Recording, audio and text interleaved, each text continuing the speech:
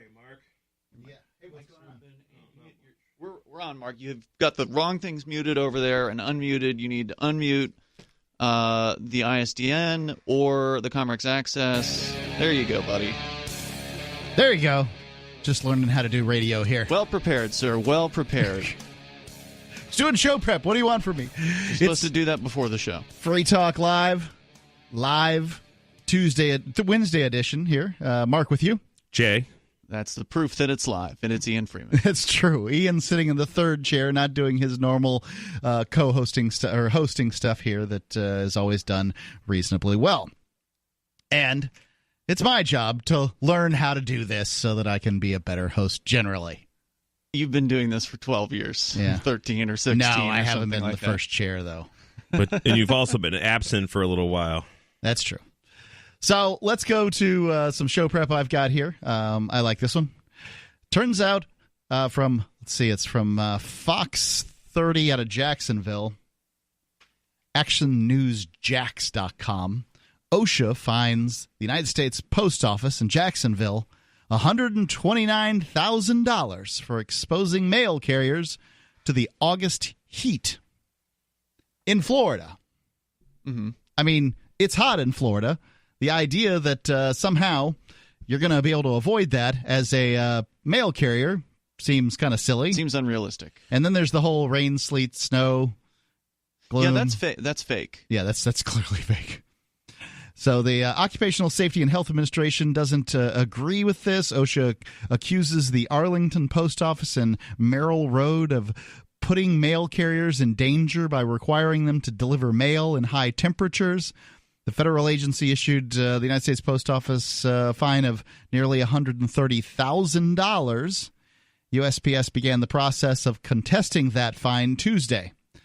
So what do you think, Ian? Should they contest the fine? Are they the wrong? I mean, you love to see the government fight with itself. Got a favorite? Yeah, I mean, none of this. Okay. Well, first of all, the Postal Service is the one of the few government agencies that basically is self-funded. I mean, there are few exceptions to that. They're basically self-funded. So who ordered this? Was it a judge? I'm sorry, I missed that. The USP, it's the OSHA, Occupational Safety and Health Administration. OSHA, okay. And so they want the Postal Service to pay their own employees, basically? It's a fine, is what they're calling it, I presume. Oh, so they're paying OSHA. Yeah. Well, then they should definitely contest it. I love the idea that they have to pay OSHA something just for fun. Why would you love that? It just amuses me. OSHA is just one of these organizations that just, as far as I'm concerned, they overreached. I mean, the whole idea with them was to protect people, but they're ridiculous. In fact, you can't even rent a Bobcat in Massachusetts now because of Massachusetts. The state of Massachusetts, their form of OSHA makes it you must have a hydraulics license to operate any piece of equipment that can lift 500 pounds more than like 10 feet. Okay, so that's a Bobcat, sure, Bobcat, tractor, whatever.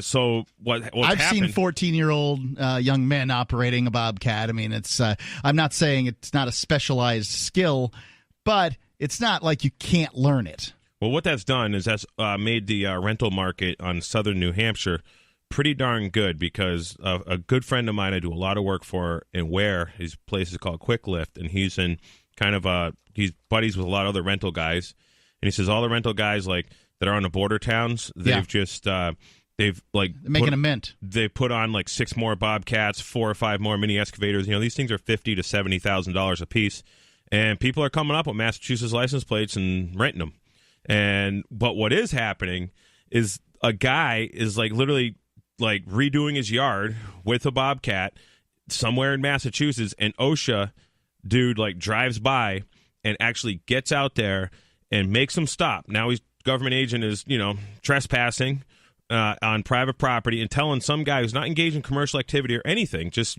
property owner, that he has to have a hydraulics license and demands to see the hydraulics license.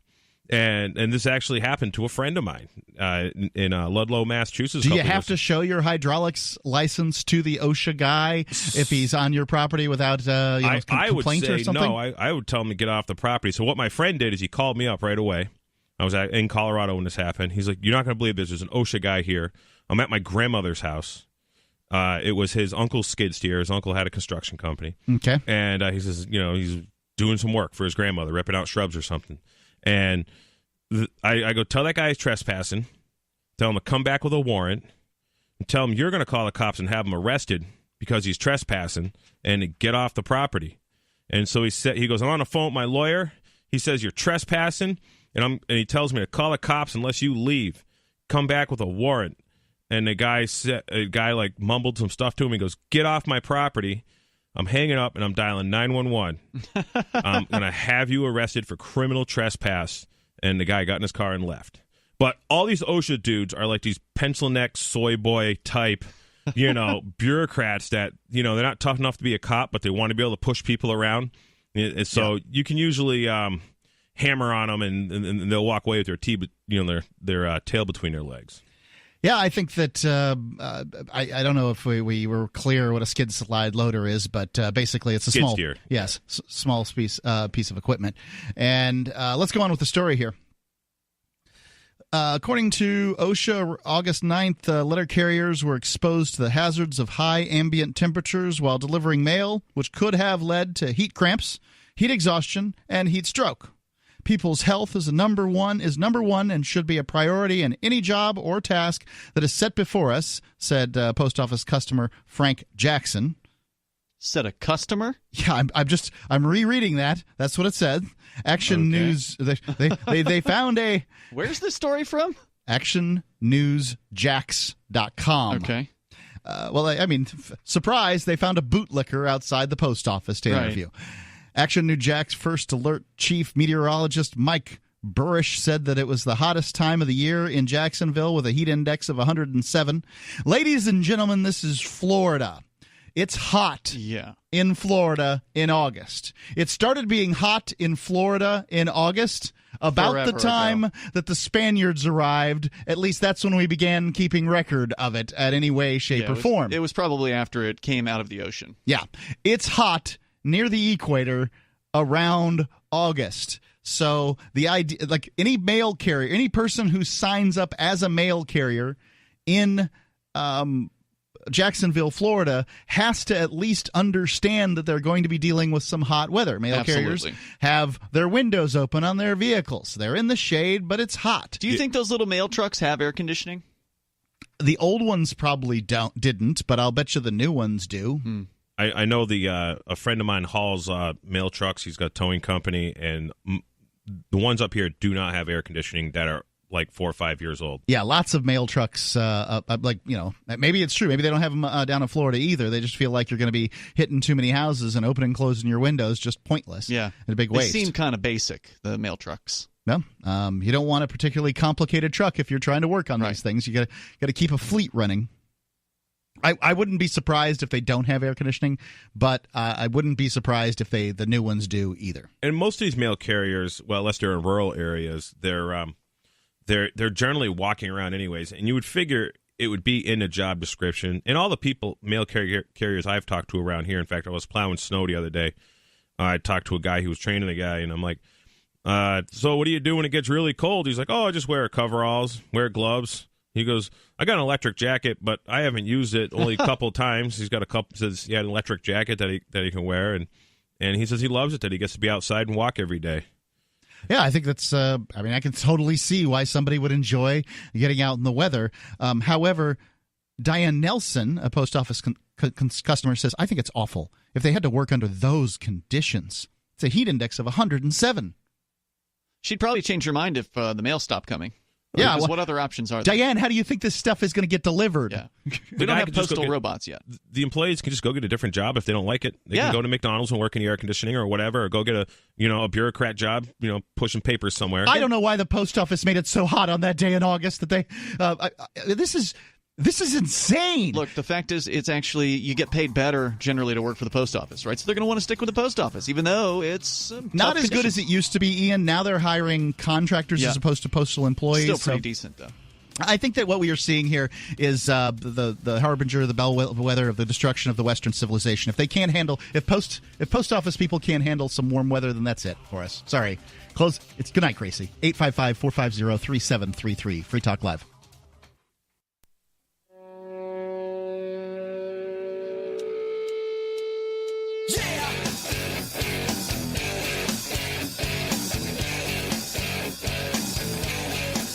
Free Talk Live. It's the live Wednesday night edition with Mark. Oh, Jay.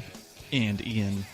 You can call in, talk about whatever's on your mind. We're talking about a situation here in Jacksonville where OSHA has fined the United States Post Office. It's the government going after itself. And basically the idea is that the post office sent out its mail carriers in too hot a weather, so they got a big old fine from OSHA. Just shut down for the whole month of August. Yeah, I guess just no more mail carrying. It's just too tough for the people going to handle rain, sleet, and snow. They can't handle warm weather. Then they'll go after the UPS guys, the FedEx guys. That's what concerns me. The people working on the lawn, whatever it is. Well, then you ought to be happy. You said you were happy to see the Postal Service get this fine. You should be happy they're challenging it instead, because if the Postal Service can defeat this, then OSHA will have a much tougher time going after anybody else. You ought to be cheering the Postal Service on. I don't care. I'm mostly just amused. Freedom's Phoenix is a liberty-oriented... Then don't act like you care. ...news aggregation site. Do you want the newest and freshest stories and perspective on current events from those who value liberty? FreedomsPhoenix.com has it. Their daily dispatch is the best way to stay up to date on science, technology, historical findings, liberty news, government overspending, and the rise of the police state. Freedoms with an S. Phoenix.com. It's freedomsphoenix.com. I get their daily dispatch and have gotten it for many, many years. I think it's great. Really good news. Let's go to Vernon calling in from New Orleans. We were talking about the postal trucks and whether or not they have air conditioning. It looks like Vernon has done a little research on that here in the Discord. Actually, I was walking down to a parade the other day, and I saw the Sunday carrier, delivering those Amazon packages, and I just happened to see she was in a newer van instead of one of those old trucks, and I said, hey, I was just curious, do they have air conditioning? And she said, the newer ones do, surprisingly, but she said the older ones don't. Right. And so like the van she always looking... appreciates being able to deliver on a Sunday because she gets to enjoy the air conditioning. Yeah, and the overtime. So the one that looks like kind of like a shorter van, newer model van, that one has like a AC. Minivan. It's a minivan. It's a little more van-y the Euro shaped. vans. It's kind of like a bread truck it's a tiny bread truck. Well, no, are you thinking of the like old the bread truck doesn't have the air conditioning. It's the minivan looking like a Dodge. You're that confused, has the Mark. air conditioning. I don't know what the new one looks like. Yeah, you're confused. I haven't seen a new one. I'm talking about what the old one I was looks like. talking about the newer van. That's different than the truck-looking thing with the boxy truck that they've had for many years. Well, but before that, they had this little square Jeep thing. That's what I would call an old mail truck. But I've never seen that one. Yeah, well, or at least I don't remember seeing it. Maybe 10 years my junior. Just one other fun fact: if you're wondering about UPS, the United Parcel Service, the brown trucks, neither the brown truck or the van have air conditioning. I have asked about that as well. So they only have heat in either of those. So I don't know about FedEx, but I just thought that was interesting. Wouldn't doubt it. Thanks for the call. Appreciate it. FedEx are contractors. So as far what I know about FedEx, but they seem to have a standardized truck. Not necessarily. I've seen them driving around. I said seem to have. Yeah, I've seen them driving around Penske rentals. So it just depends. Yeah, there is a FedEx truck. It looks standardized and it looks very much like the UPS truck. I suspect it's the same thing and likely has the same accoutrement that the UPS truck has. Arterial Salad in the Discord chat over at discord.lrn.fm says the model of the boxy mail truck that we're all mostly used to is the Grumman LLV. They're typically around 30 years old, and no, they do not have AC, so he confirms that. Yeah, that's the ones that come up for sale at like the surplus things. Really? Yeah. Very rarely they come up for sale because those things last forever. They are such great, the aluminum construction. They don't rot out. I imagine the guy who keeps the yard at the local post office is pretty good at keeping these things going until the wheels just fall off of them. They're so simplistically, built and basic that, they source the General Motors parts, which are just dirt cheap to buy. It's the same things as you use in, several hundred production model cars, brakes and transmissions and all that stuff. So, they're very simple. I've messed around with a few of them. And I just found an article here. I was Googling the Sprinter vans post office. Are they gas or diesel? I've never seen them in diesel. They're almost always gas, those little ones, especially older stuff. The diesels weren't that, desirable years ago.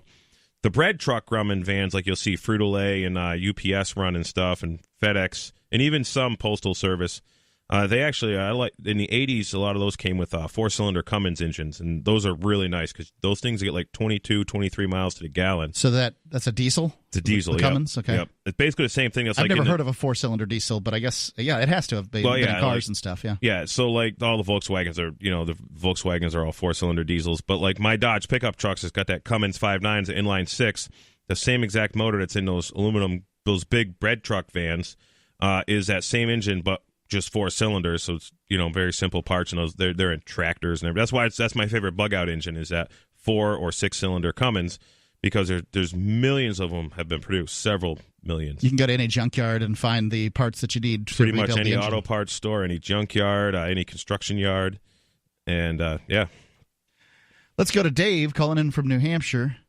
Dave, you're on Free Talk Live. What's on your mind? Hey, folks. Headed toward the nearest window so I get a better signal. The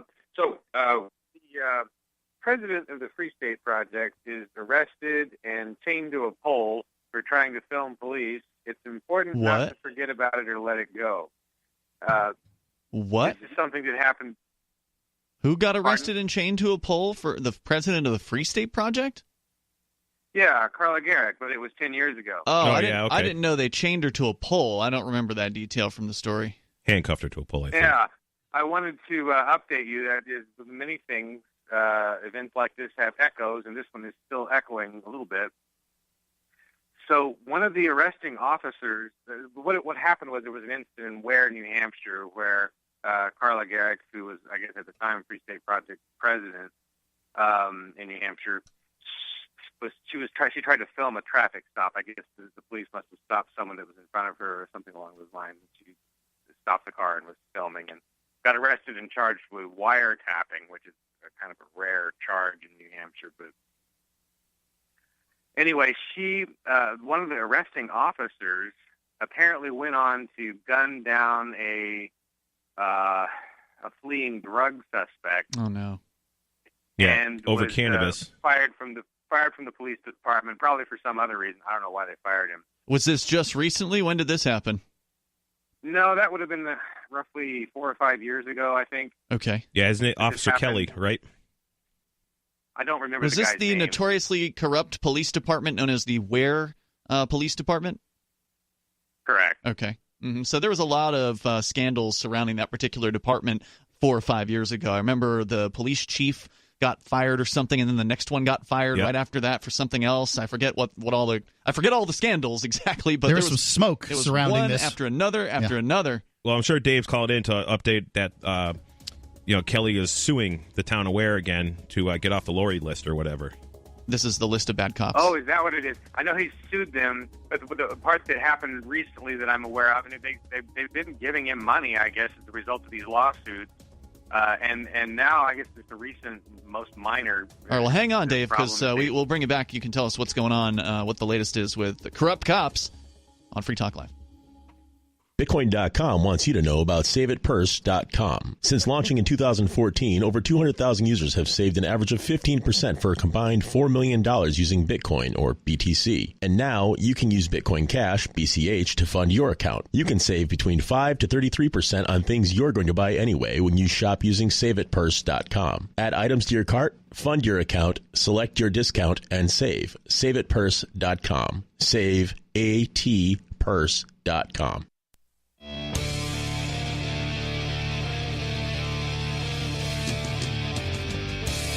Free Talk Live. It's the live Wednesday edition, and you can call in and talk about whatever you want to talk about. We're talking about OSHA fining the post office, and we're talking about long past incident where the president of the Free State Project was chained to a pole for filming the police in Ware, New Hampshire. So a couple of different topics on the table. It's Mark with you. Jay. And Ian. You can call in and talk about what you want. Let's go back to Dave in New Hampshire. Dave, you're back on Free Talk Live. So, just bringing you to the most recent thing that's happened, I guess, is the city has made another grant to this fired, apparently bad officer. It's just another $5,000, but $5,000 here, $5,000 there. Pretty soon you're talking state budget. So now, why are they giving this officer who was fired money after he's been fired? I don't know what the latest payment is for, but it was he sued them for apparently there was some alleged impropriety in the way they handled his records, or I say impropriety. It was they just apparently weren't following the court's instructions closely enough, or something like that. And apparently he's just litigious, and he's always, it's like, it seems like every 6 months there's a new article about him getting some new money from the taxpayers of Is it Ware. just him, or does he have like the police union filing these cases for him? I have never heard any indication that the police union has been doing this for him. I don't know if they have a police union there. But I wouldn't. Believe me, definitely they have a police union. I could tell you a lot about the Ware police. So I live in Henniker, New Hampshire. In fact, I live 0.2 of a mile from the Ware line. I like to call my property Nowhere. But anyways, so there's a little country store called 3 C's Country Store. I probably in there every day. It's a lumber yard, hardware store, gas station. And I wear shirts about freedom and liberty. And so I've been meeting all the locals who are into freedom and liberty, because when they see a Bitcoin shirt or something, or a Ron Paul quote or something, they come and talk to me. So one guy I've been good friends with now for a year, we've been chatting a real lot, is bent out of shape about this cop. I believe his name is Kelly, who he shot a dude that was set up by a confidential informant to come meet and buy a bag of marijuana in a parking lot called Lancelot's in Ware. And he basically, the guy was like running away and got shot. Man. Literally shot, running away. And it's legal in for the that back. to happen. Well, it's not legal if it's not a felony. Selling marijuana is a felony. No, buying marijuana, a small bag of it, is not. I'm sorry. I thought you said the dude was selling it. The dude was selling it it was set up to meet a confidential informant in the parking lot. It was a sting operation. And so this guy, cop, I think his name is Kelly. There's also a police chief named Kelly. It might not be Kelly, but whatever. The guy I was talking to in Ware, let's say his name is George. George tells me that one of the things that was happening is this particular police officer was doing his 1 year of his retirement build-up fund, which is you go work a detail every single day, and then you work night shift, and then after you accumulate your 40 hours, you work because you're working 18 to 20 hours a day. So your last 25 hours of your regular work week is going to be double time, because now it's overtime, and then you're working. So these guys are doing like 105 or 98 or 110 hours a week, so they can collect $200,000 worth of retirement. Right. The retirement system is set up such that I think it's 90% or something. Yeah, it's 90% or some large percentage of your last 3 years. 2 years in Ware. Last 2 years on the force. Yeah. So they take it and average it the last 2 years, and then pay you that on a monthly basis. It's annual 3% every single year you work. So if you work 25 years, it's 75%, and it's your top 2 years. And the police union has come in there and twisted the arm of the Ware Town Council or selectmen, whatever they are, and told them that for every time that there's like Eversource is working, or they're working on power lines or doing tree work or any kind of road work, Need a cop. there has to be at least 2 cops. Oh, 2 cops. And it's $71 an hour. $35.50 is the prevailing wage for Ware that those cops are paid. And this is why your electric bills are so expensive. This is why everything costs more. And this all goes towards a pension. Well, this cop had literally logged. This cop that shot this man for marijuana while he was going the other direction had literally logged something like between 90 and like 100 hours a week for like the several previous weeks over this deal. This is all stuff that was going to come out because this man's family who got shot sued the Ware Police Department. The Ware Police Department paid out an undisclosed amount. Did they really? Yes, they did. It was settled out of court. Because it's legal to shoot a fleeing felon. Well, the cop can get away with it, but the civil case is a little different. Just like OJ did not go to jail for killing that woman, but he was found responsibly in a civil suit. So, but what the town of Ware and the parasites do not want getting out is the fact that these cops, I mean, what good judgment are you going to have after working several weeks in a row, 100 hours a week? That doesn't sound like that's a recipe for good judgment. And you're carrying a gun, and you're trigger happy, and this guy has just been a dirtbag, like right along. And the last payment of this $5,000 is because the Ware town clerk's office is still holding 2 documents in his file about his bad conduct as a cop, and something to do with the lorries list. And that's what the $5,000 last settlement was over. And yes, the police union is very involved in making sure that these cops are able to extract every single penny they can out of the tax slaves. And he's collecting a pension. There are plenty of towns in New Hampshire that just don't have police departments. And this is, best I can tell, the number one expense for a town is a school. The number 2 is their police department. I mean, they want the police department because they're told all this revenue is going to come in from tickets and all this other great stuff. And yeah, but it doesn't work that way in New Hampshire. No. So they couldn't be told that because you don't get revenue. Right, but that happens by writing tickets. Right. Not in New Hampshire necessarily. In some states you do. Right, but that's what they want these the revenue that's coming in, and it turns out the police departments are net negative, not net positive.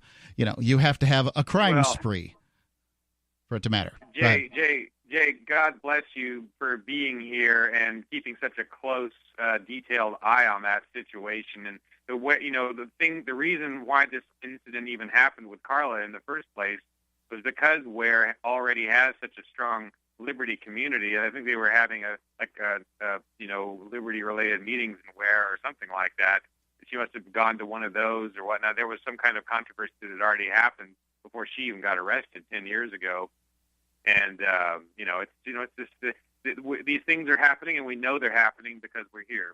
Yeah, the Free Ware meeting, which is every Thursday at a place called General's Tavern right in the middle of Ware there. And that's exactly where everybody was leaving home from. And my roommate, who's been living at my place for like 7 or 8 years or 10 years or something, said that he was just pulling out of the parking lot, and he got the a cell 411 alert or something back. It was a cell 411, I think, or something. There was a cell 911 at one point too. No, there was a Pork 911 at one point. Or you're thinking of Pork 411, but it's really immaterial. I think is what I'm talking about. Anyways, he got some alert some sort, and when he showed up there was already, a handful of Free Staters are already there, and they're all, videotaping what was going on with Carla. And just to back up what Dave said. Dave, thanks for the call. Thanks, guys. Right, and of course the reason for that is because of people who have moved to New Hampshire, people who believe in freedom, like the three of us. Yes. None of us are from here originally. And Dave Ridley also, one of the earliest movers, the guy who was just on the phone with us. He has a channel at RidleyReport.com and has been doing a lot of reporting for many years here on just a fraction of the things that go on here. So I appreciate Dave continuing to cover, because he keeps coming back to some of these old stories and keeps updating on what's been going on with them. Right. So Carla Garrick was one of just a handful of cases at that time frame about filming police. And today we live in a world where you can film police. But just 10 years ago, it was really up in the air. It was a very big deal. And her case went to federal court and helped establish that. Yeah, it did. And now there's fines that can be levied against police departments that have officers that attempt to stop that. You can give us a call at 855-450-3733. That's 855-450-FREE. Or go to discord.freetalklive.com.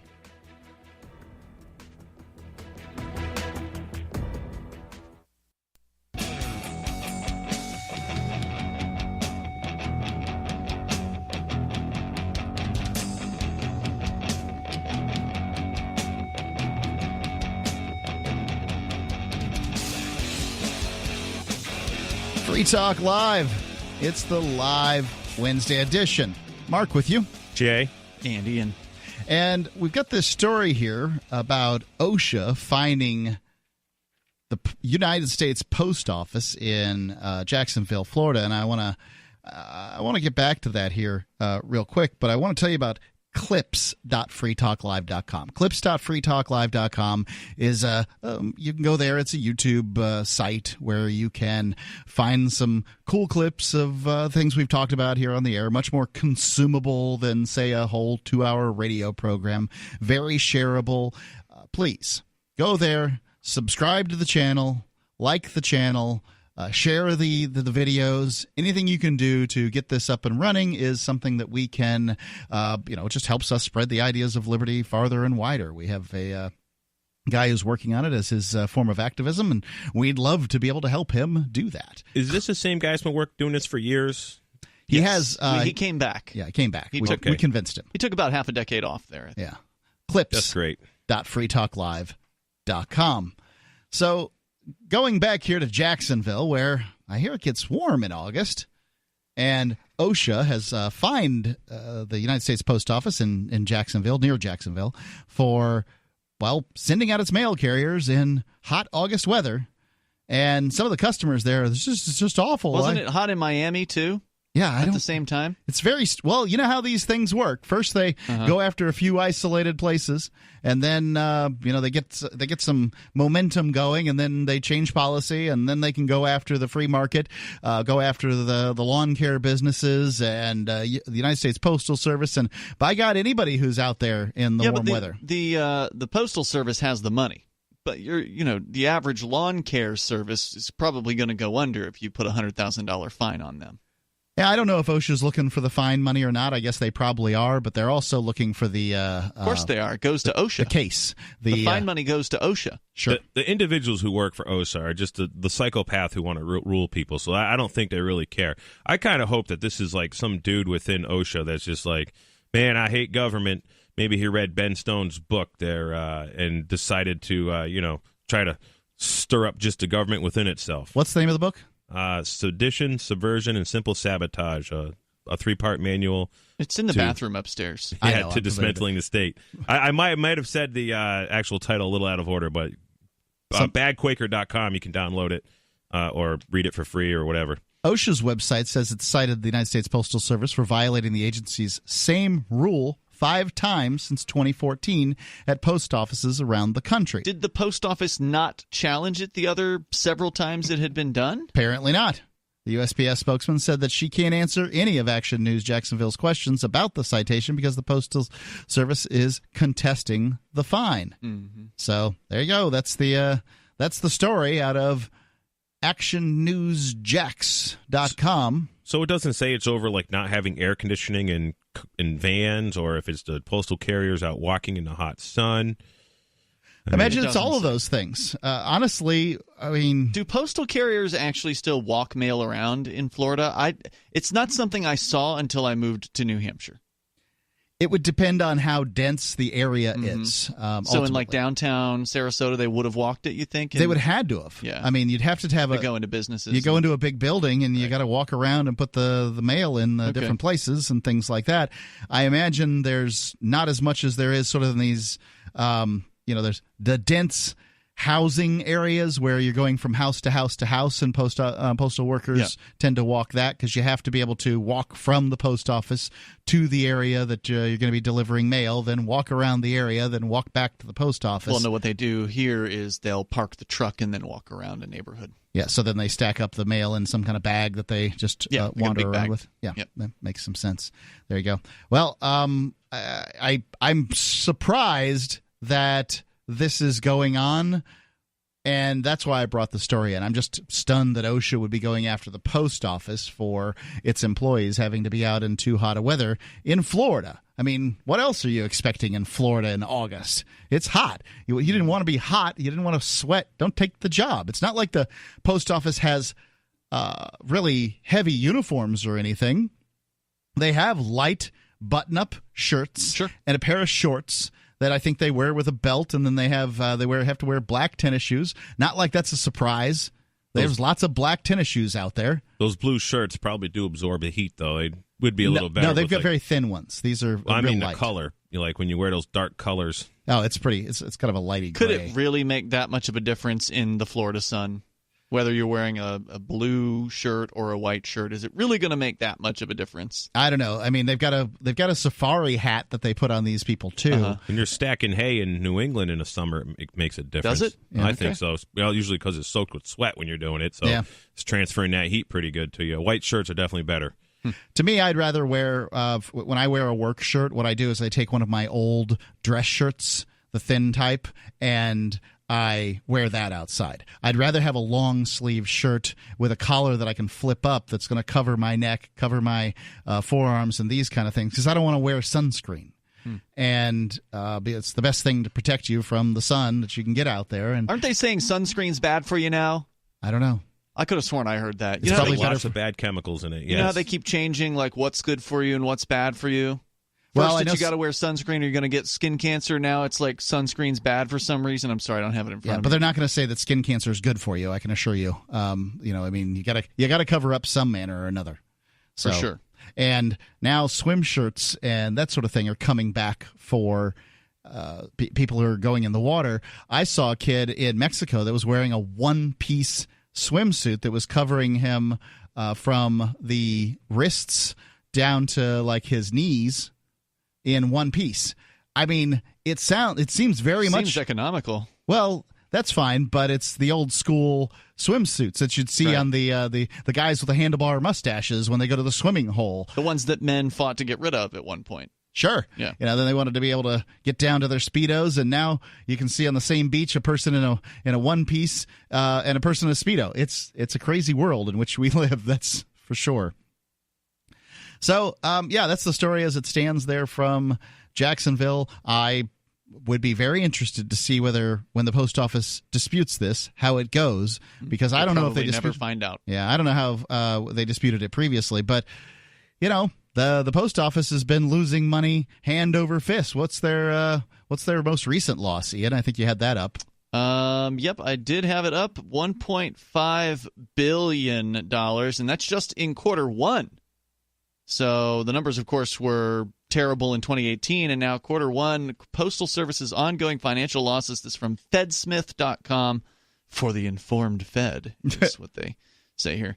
So it's approximately 178% higher of a loss than in the same quarter last year, when it only lost $540 million. Now, I thought they were supposed to be getting Amazon contracts that were going to allow them to make more money. It looks like they're making less. Yeah, they've managed to continue to screw things up. The article does say, on the bright side, the total revenue was $19.7 billion, which is up 2.9% over the same quarter from last year. So, of course, you'd have to ask yourself, if revenue's up, how is it that they lost even more money this time around?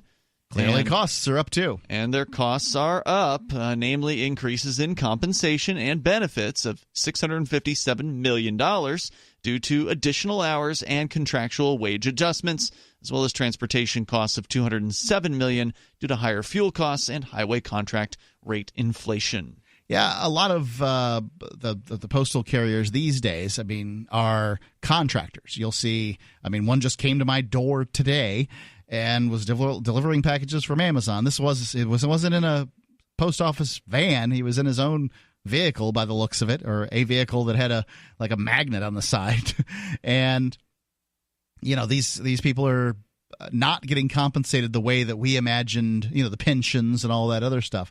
Now, maybe they have to hire a certain amount of them if they last a certain length of time. I don't know what the rules are in the post office, but I know that they have a really nice benefits package.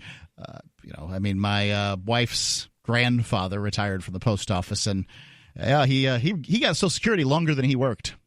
Well, I could tell you, 2 Sundays ago, I got delivery from the post office to my house, and I live out pretty much in the middle of nowhere right now. And they were delivering all Saturday and Sunday when I was living in Manchester, and I talked to him out there, and I asked the guy this past 2 Sundays ago. I said, so you just got Amazon? Oh, we only deliver Amazon on Sundays, he tells me. I see. I says, oh.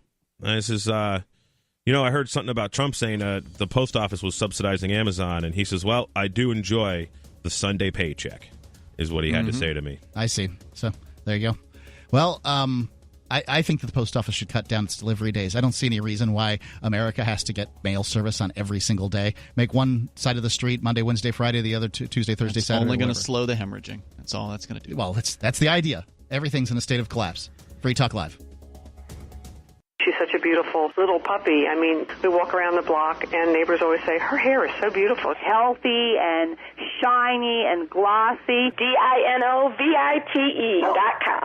fatty acids, omega-3s, and omega-6s are great for healthy skin and soft, shiny coats. I would really recommend people starting their puppies on Dynavite before they get into what I would call the misery index. Bad skin, bad ears, bad breath. Because if they're getting all their vitamins, micronutrients, microbials from the beginning, then you're not going to run into the problems associated with the allergies, grass, pollen, dust, dirt, fleas, ticks, you name it, and the itching and shedding down the road. Our vitamins and enzymes replace the nutrients cooked out of most commercial dog foods. Dynavite for life. This is Ed Lukasevic. And Cindy Lukasevic. Inviting you and your pets to Dynavite. 859-428-1000. DINOVITE.com.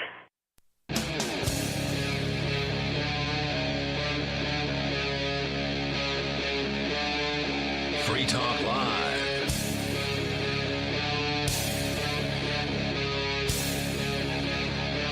That's right, it is Free Talk Live, kicking off the second hour. It's Mark with you. Jay.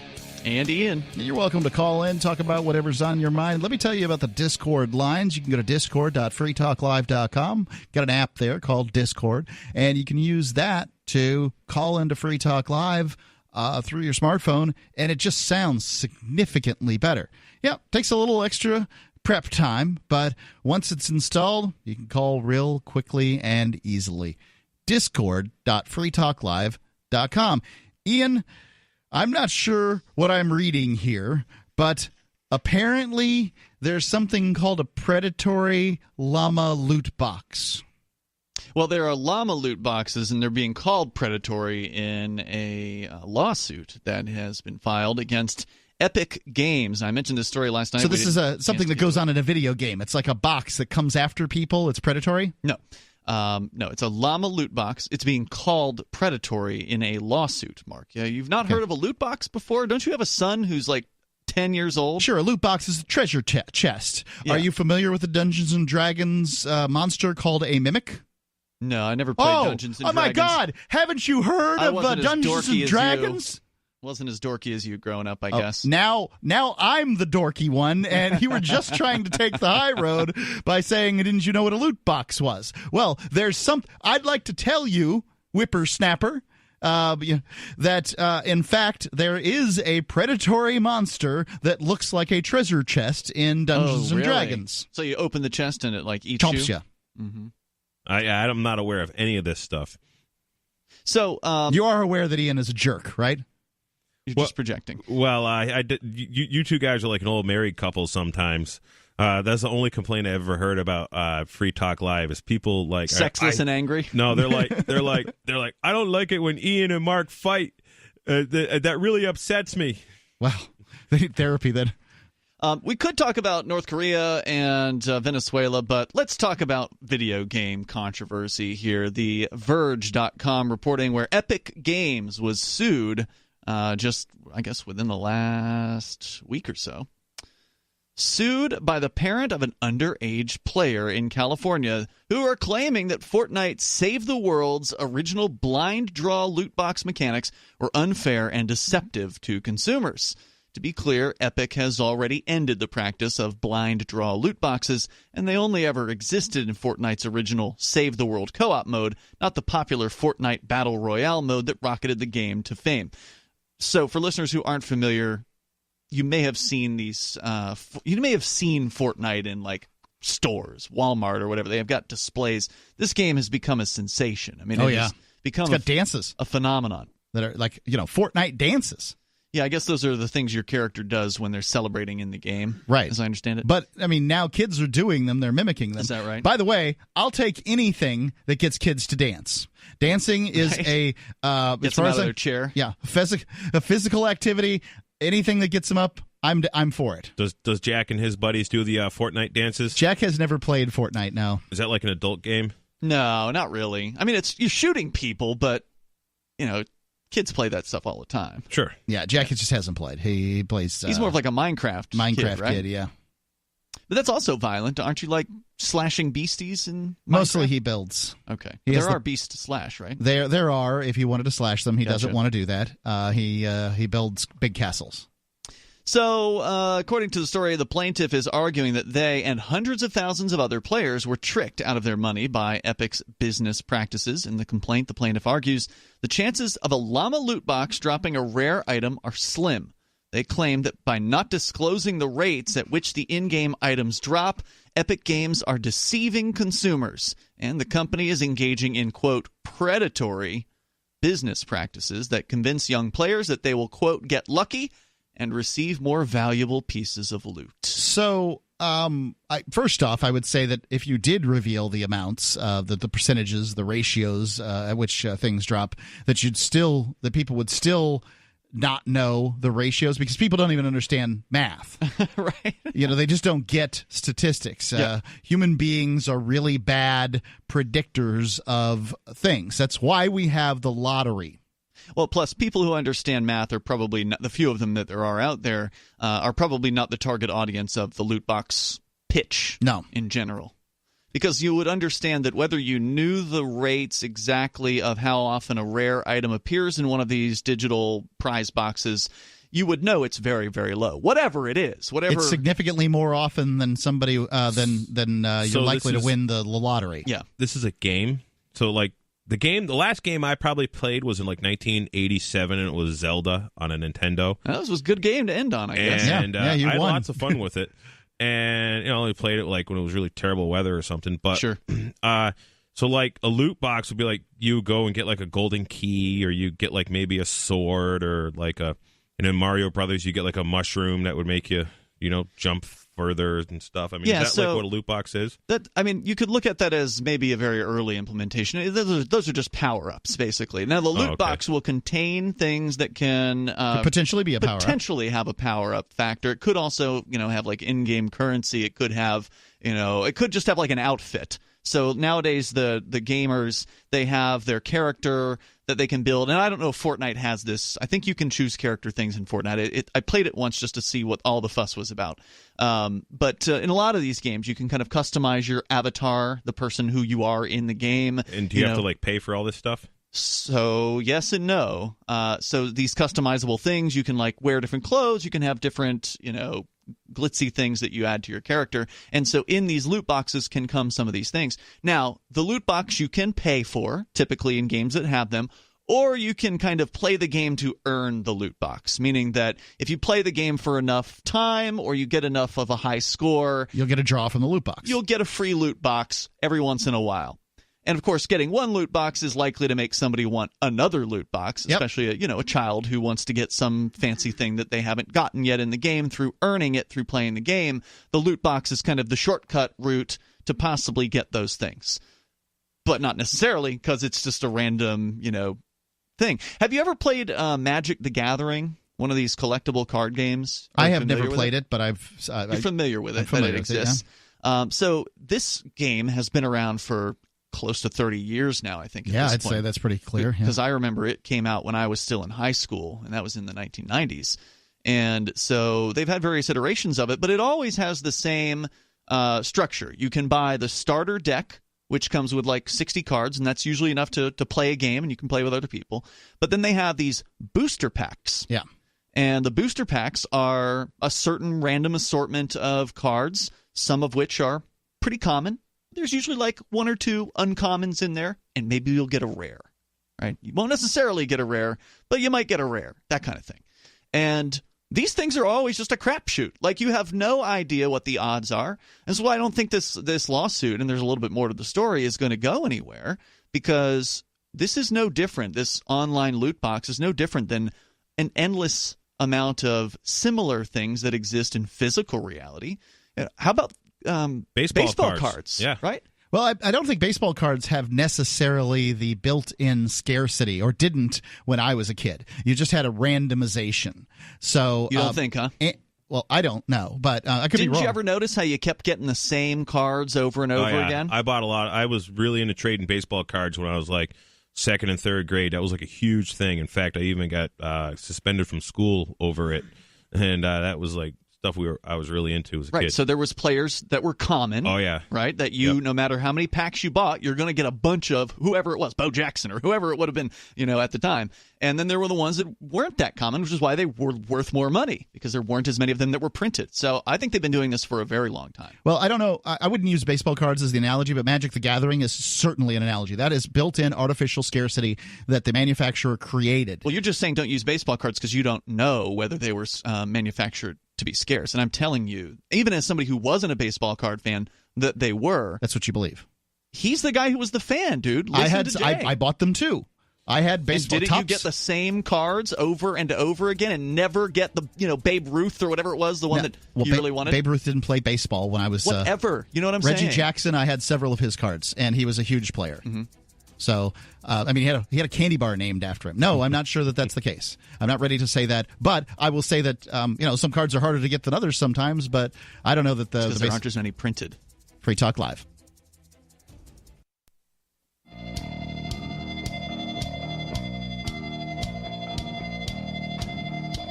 Free Talk Live.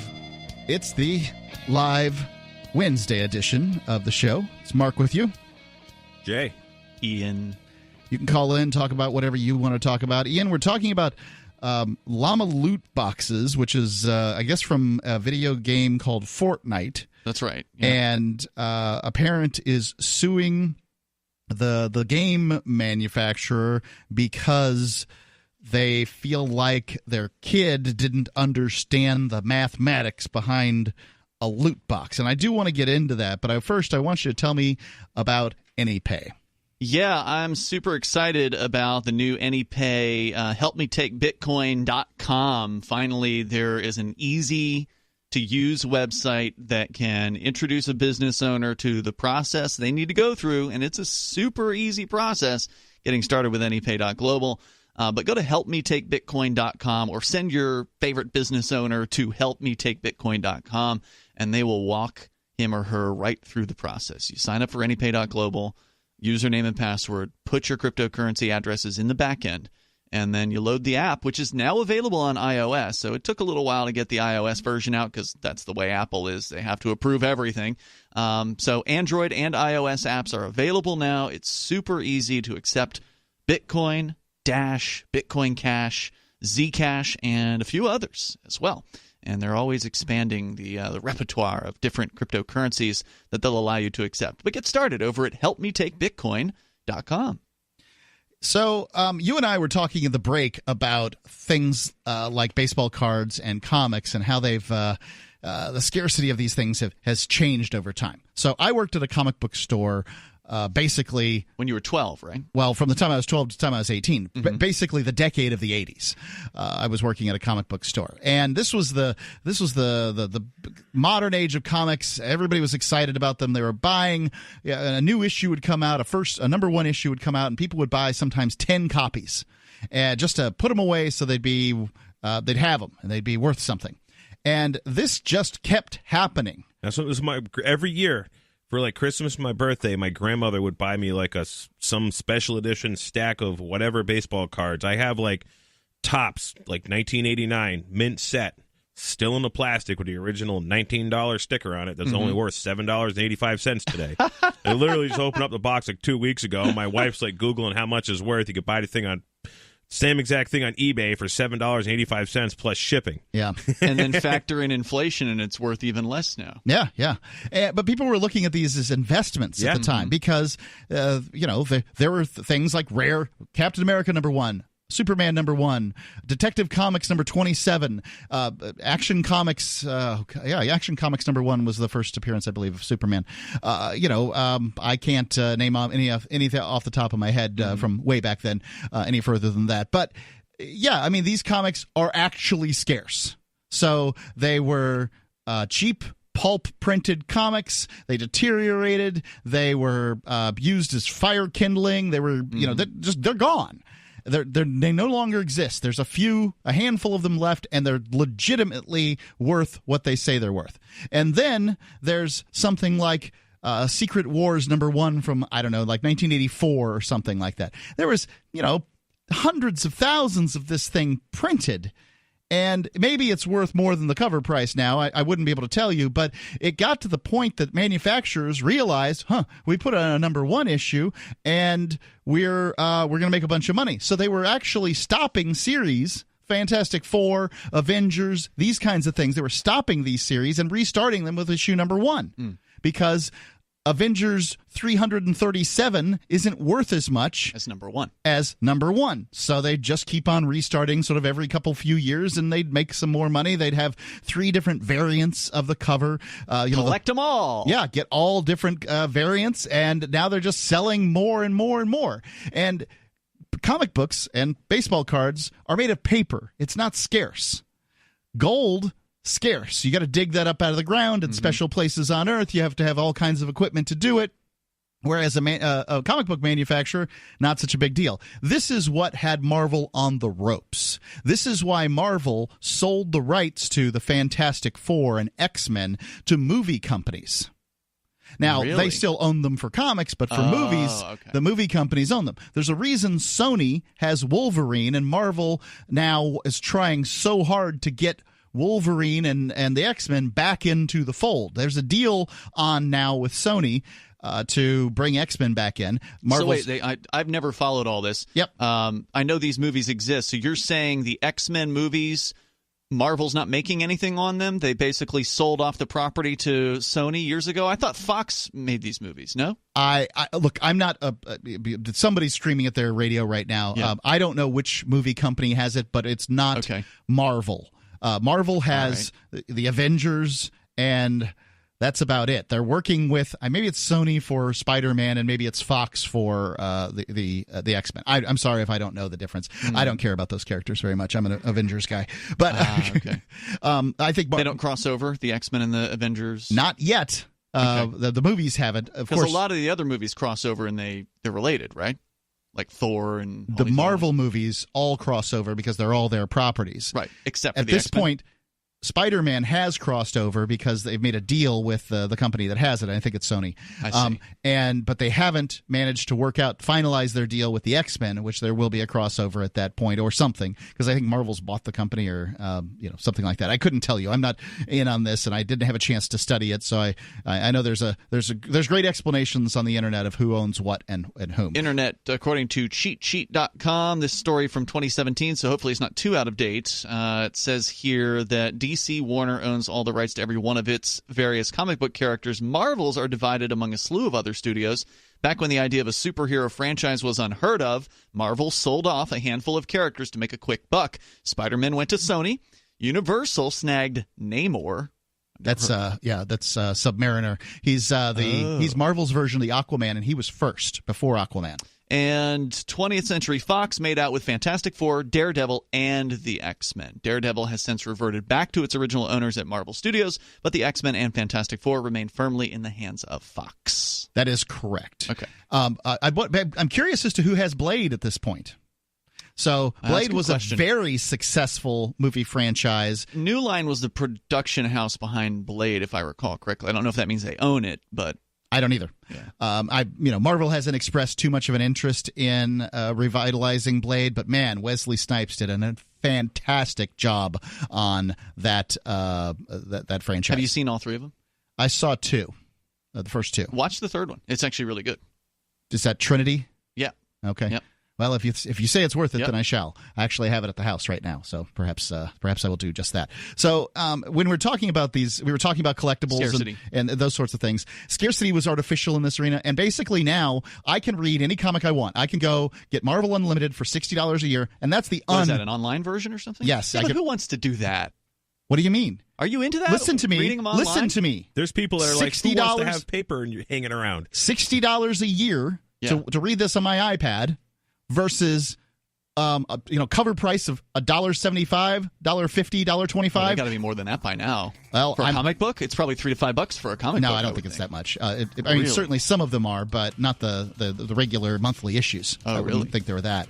But how long has it been since you bought a physical comic book? A few years. Okay. Yeah. So it just doesn't make financial sense. I can go read any comic I want for $60 a month, as many as I want. Doesn't make any sense. Free Talk Live. Does your dog itch, scratch, stink, or shed like crazy? Come to Dynavite for help. Order a 90-day supply of Dynavite. Everything we tried failed except the Dynavite. Pick up 2 bottles of Super Mega Fish Oil. Get the 3rd bottle free. Packed with omega-3, DHA, and EPA fatty acids. Super Mega is great for your dog's immune system, healthy skin, and soft, shiny fur. Dogs love it. Try Super Omega Fish Oil. Buy 2, get 1 free. At Dynavite.com. DINOVITE.com.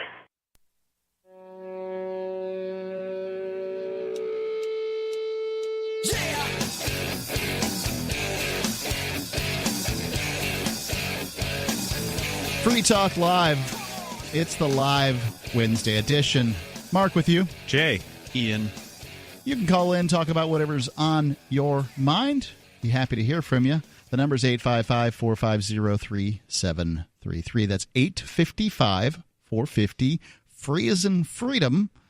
And Free Talk Live is brought to you by Bitcoin.com. Bitcoin.com is your source for all things crypto.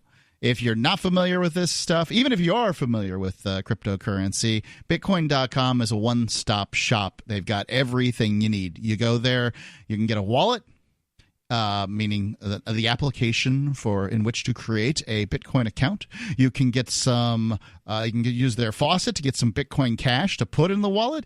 You can use save@purse.com. And you can spend the stuff you get. You can buy Bitcoin at Bitcoin.com. Whatever you need to do.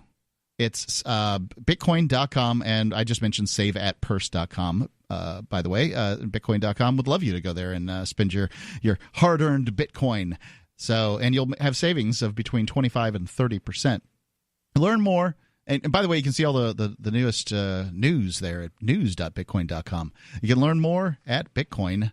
I just got at saveatpurse.com. I got a remote starter for my car. Oh, yeah? Yeah. Who installed it? Nobody. You just the remote start was already there. I mean, the actual fob, the key fob thing. Okay. I lost one a couple of years ago, and so finally got the replacement for it. And it was like $20 brand new, but I knocked 20 or 30% off. Yeah, I've thought about getting one of those. Yeah.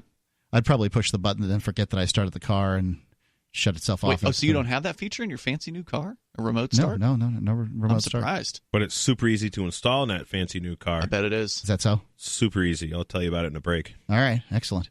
Let's go to Sarah calling in from New Mexico. We'll get back to these llama loot boxes here in just a second. Well, I'm glad Sarah called in because I've been wondering, Sarah, what is your favorite comic book franchise? Sarah, do you have a favorite comic book franchise? I do not read any of the comic books, you know. I never had any interest in it because I'm too busy passing out the Who's political directory. You never had a Wonder Woman comic when you were a little girl? I used to read some comic when I was younger, but I've never been too much of a reader. Reading has never been my thing, so I never was really into that. Okay. You know? Because that's how you absorb new information and learn things in a lot of ways is reading. So that's a shame. That's too bad. What about these directories you're handing out? I mean, don't people have to read those things? Oh, I mean, yeah, but it's very interesting because it has all of our contacts to our representatives and senators in Santa Fe, and they're in session right now. So, I mean, you do have to read it, but we could contact them, and so we got 2 more weeks of session, so I've been telling them to push the cigarette, pushed it to 21 years or older. I've been excited about that. So you're handing out these directories and handing them to people with the admonition that they call their representatives and demand that people who are not between the ages of 18 and 21 be disallowed from buying cigarettes? Well, the thing is, I talked to them first. I would approach them. Did you know that they want to increase the smoking age to 21? And if they say, well, that's wonderful. And then I would say, well, did you know that you could all the phone numbers and email addresses are printed in this booklet put on by the League of Women's Voters. So you keep the booklet to yourself if they say something else like, those darn politicians meddling in my life? Well, yeah. Wouldn't you? I don't push it. I just walk away. Well, thank you very much, and then I just go to the next one.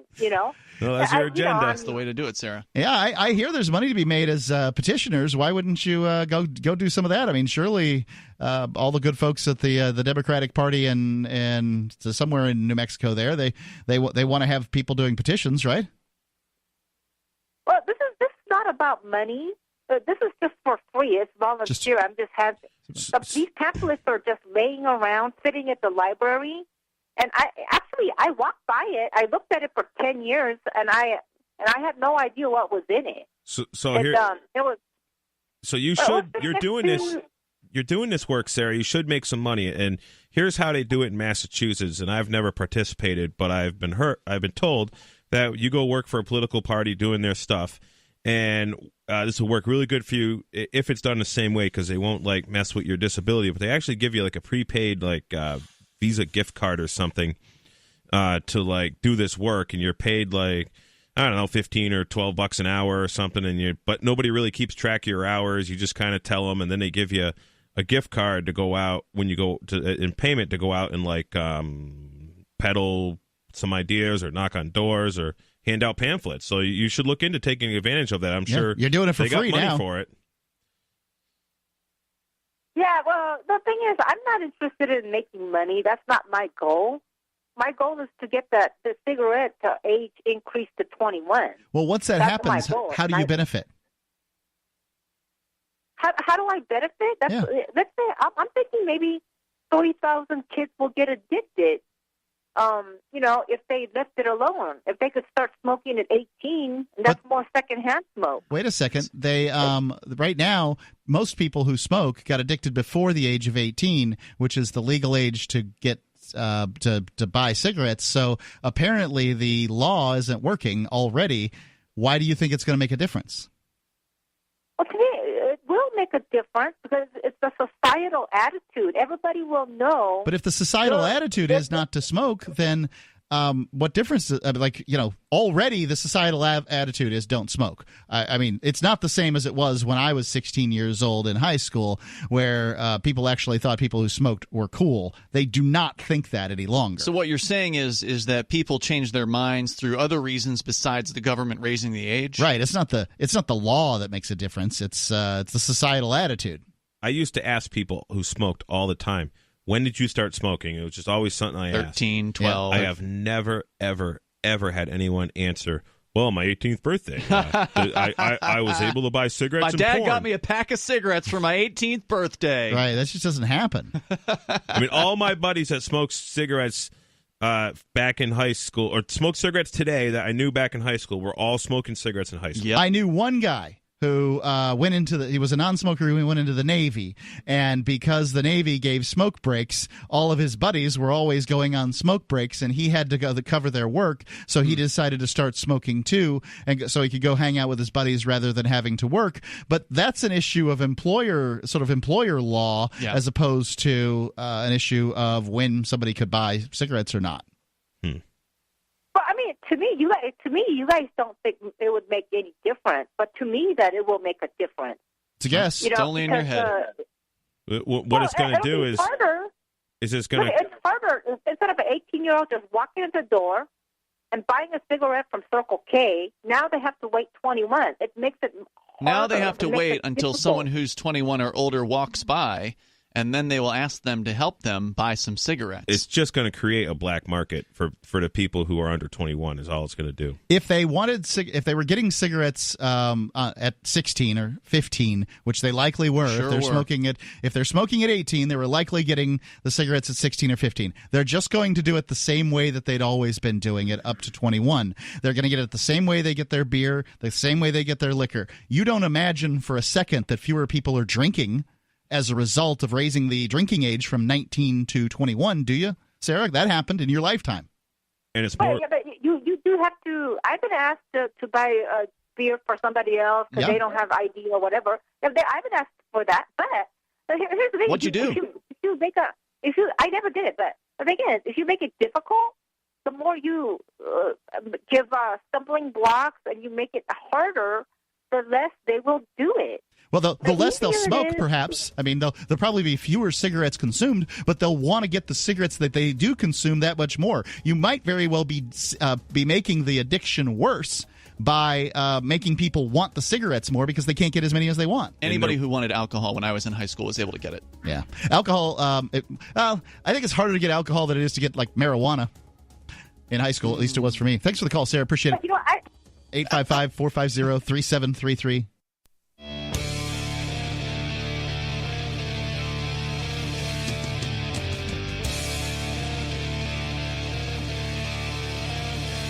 Free Talk Live's Live Wednesday edition.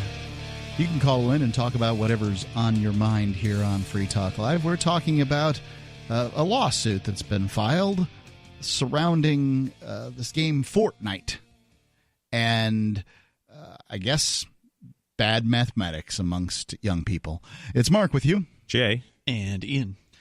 Ian, go on with these Llama loot boxes. Yeah, so Fortnite is, of course, for those that aren't familiar, an incredibly popular game that became so popular because, well, it was free. So, in fact, that's one of the allegations that they make here. No, it wasn't, but all right. Wait, it wasn't? There's no such thing as free. Sorry, there's nothing free on the internet. I'm sure there is. No, I mean, just as free as Facebook, right? Yeah, well, you got to pay for the internet connection, but I mean, the game's free to download. So there's going to be there's free to download, but then it's either advertising supported or it's supported by you being the product. These loot. Well, in the case of the game, they don't collect as much information usually. I mean, they can get some of your information, but not too much. But yeah, they don't have get about you. A lot of these games get most of their revenue from in-game purchases. Sure, it's not free. Well, but you can play the game without doing the in-game purchases. You can. Is there a Fortnite app that I could put on my phone? I don't know. I doubt it. It is a 3D game, so you probably have to have a computer that has some level of oomph to it, although phones are beefier now than they've ever been. I'm not a phone gamer, so I can't really speak to what games are. The only thing I'm getting to is I know, like, if you have like a Facebook app on your phone, and you're talking about how, I need some new snow tires for my truck. Mm-hmm. And then the next time you open up Facebook and you scroll down, snow tires from blah, blah, blah. Yep. You know, is Fortnite doing a similar thing with monitoring what your action on your computer or something? No, I doubt that very much. That is highly unlikely. But what they are trying to do is sell things inside the game. You're right about that, Mark. In fact, don't you play a Jewel game, one of those puzzle games constantly? I play Marvel Puzzle Quest. Right. It's like the same game, but they put a Marvel skin on it, basically, that other people play. Yeah, there's a bit more to it than that, but yeah. But there are several variants of kind of the same thing, right? Mm-hmm. And you can get into that game for free, right? You can, but there are a lot of in-game purchases, and the payers do a hell of a lot better than the players. Can you have fun without paying? I'm not. I'm the games these days. I'm not even sure they're designed around fun anymore. Games are about addiction. They're about being designed in such a way that you get this kind of little dopamine squirt. And they want you to. They want to offer you all these in-game purchases to feed that addiction. Yes. My character's not good enough. I need to upgrade my character so I can be more competitive with these other players. There's this constant keeping up with the Joneses, right? It's sort of the digital equivalent of keeping up with your next-door neighbor's yard, And so, again, I'm saying that is free because you can get into the game and you can play it for free. I downloaded Fortnite, and I played it for probably an hour or two, and I didn't buy a thing. And then I uninstalled. So is it a massively online multiplayer video game? Is that one of these? Is that what it is? So as I understand the history of the game, it was actually originally like a zombie survival game or something like that. And then they introduced this, what they call the Battle Royale mode. And this is what made the game take off, where essentially everybody's familiar with the Hunger Games books and movies, right? Yeah. This was a huge phenomenon. The idea was these characters are put into a place and they have to fight it out to the death, right? To the last man standing, basically, or the last two are standing. They didn't fight each other necessarily. In the Hunger Games? Necessarily in the Hunger Games. Were. That's all those movies were. I thought they were like battling beasties or something. There might have been some beasts at some points. I only seen the movies once. But God, I need to see it again. The whole point of the movie was that they picked, in the Hunger Games, diverging here from the original point. In the Hunger Games, they had different districts that were under this sort of 12 of them. Yeah, they were under this dictatorial rule, and they three of the districts were the ringers, and the other 9 districts were the underdogs. They would basically find 2, male and a female, from each of the districts, and they threw them into a battle till the death, essentially, was what that was all about. Now, toward the end, it started to be that they would team up against the dictator or whatever toward the end, but in the very beginning, that's what it was. So this is kind of like the video game version of that, except with 100 players. So you start with 100 people. There's an airplane that flies you into the map, and everybody drops out of the airplane. They parachute down into the map, and then you're just sort of wherever you end up in the map, basically. You can kind of guide your shoot down towards where you want to be. And as soon as you hit the ground, it's who they can can't last shoot you the out of the longest. air? I think they actually can shoot you out of the air. Okay. But it's whoever can last the longest. And also there's this circle, this sort of active circle that closes in on a random spot on the map. And so if you get caught outside of the circle, you die. So but you know whether or not the circle's closing in, right? Yeah, right. So you know where it's going to be, and so you have to head in that direction. And so it forces all the players to kind of move toward the same spot. Instead of getting up in a tree and hiding. Exactly. So it stops people from doing what they call camping in these games, and that is to say hiding and waiting till everybody else dies. So that's the game, and it just for whatever reason, it's free, it's well made, and people enjoyed it. Plus, it also has a building aspect to it, so I think the people that are into things like Minecraft kind of really like this game, and to me, that's what I didn't like about the game, because I'm not into that. But you can also build platforms and things like that. So, if there's like a cliff over in the distance, you can build a platform to get you up on the cliff. You don't have to look around to find out how you're supposed to get up there. So it kind of adds different things that you could do in that game that you couldn't do in a normal point-and-shoot kind of first-person shooter. So what's this lawsuit about? I'm going to read you the introduction from the actual class action suit here. Point number 1, because you know how they in lawsuits, they always have their points. Yes. Point 1. Rising to the forefront in a multi-billion-dollar video game industry, Epic, that's the game company, has perfected a predatory scheme whereby it exploits players, including minors, by inducing them to purchase in-game loot boxes in the pursuit of the best in-game schematics, heroes, and survivors, collectively, loot. 2. As part of its scheme, Epic offers Fortnite Save the World at a lower price point than competitor video games to entice players to start playing the game, with the goal of luring those players to make in-game microtransactions that generate significant revenue for Epic. 3. Because Fortnite Save the World's game progression is inextricably linked to loot progression, players are pushed to keep seeking better loot to progress in the game.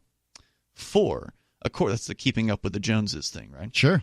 4. Accordingly, Epic. Well, everybody wants to play a game. They want to get, they want it to be easier. They want progression. Right, and I don't know if this game does the sort of what some games do with newer players is they only put newer players in a map with newer players. Makes sense. I don't know if this game does that, which would mean that the people who have the best loot and the most experience are then fighting the people with the best loot and more experience. But I don't know if that's the case. Probably in this game. If you know more, you're welcome to call and share it with us at 855-450-FREE, and I'm sure there's plenty of our listeners that know how way young more. was the person in this situation? I'm not sure about that. Okay. All I could think of when they were talking about this predatory thing was how they're asking 17 and 18-year-olds to take on $100,000 in debt to go to college. And, I mean, you want to talk about a scam?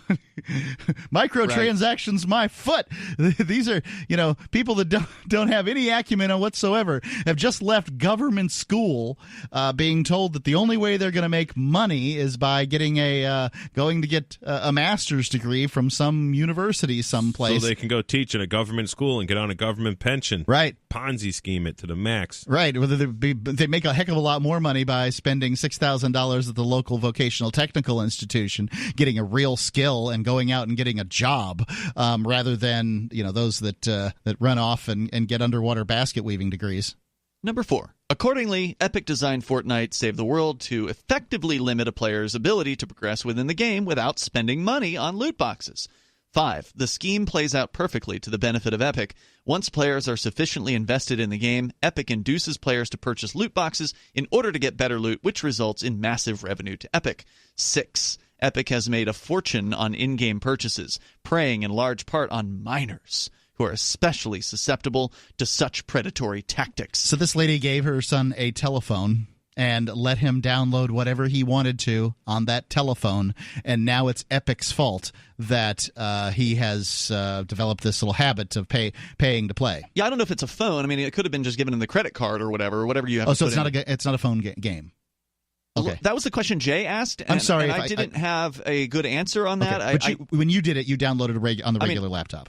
No, I don't play games on a laptop. I mean, you could do it on a laptop probably, but I needed to have a video card, like a graphic card, in order to play this game. Sorry, just missed that part. That's not to say there isn't some version that I don't know about. But either way, even if it's on your phone, you still have to authorize purchases, right? Like you have to put a credit card in, you have to authorize the credit card. Either way, they authorize. Yeah, I mean, right. She's taking no responsibility for parenting here. That's what I was going to say. This should be an opportunity for a parent when your son or daughter comes to you and like, hey, I want a loot box. Give me a Llama loot box. That's your time to, if you don't know what a loot box is, learn about it, and then have a conversation with your kid about why this is a scam. Like, hey, this probably isn't the best way to spend your lawn mowing money. Make the kid work for the money so they understand it. Right. There's more coming up here. Free Talk.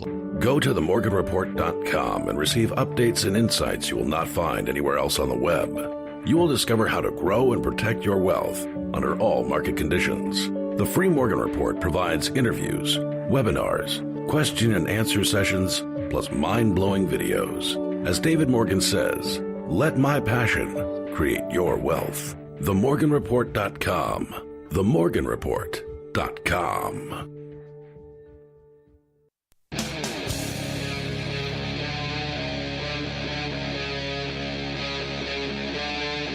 Free Talk Live.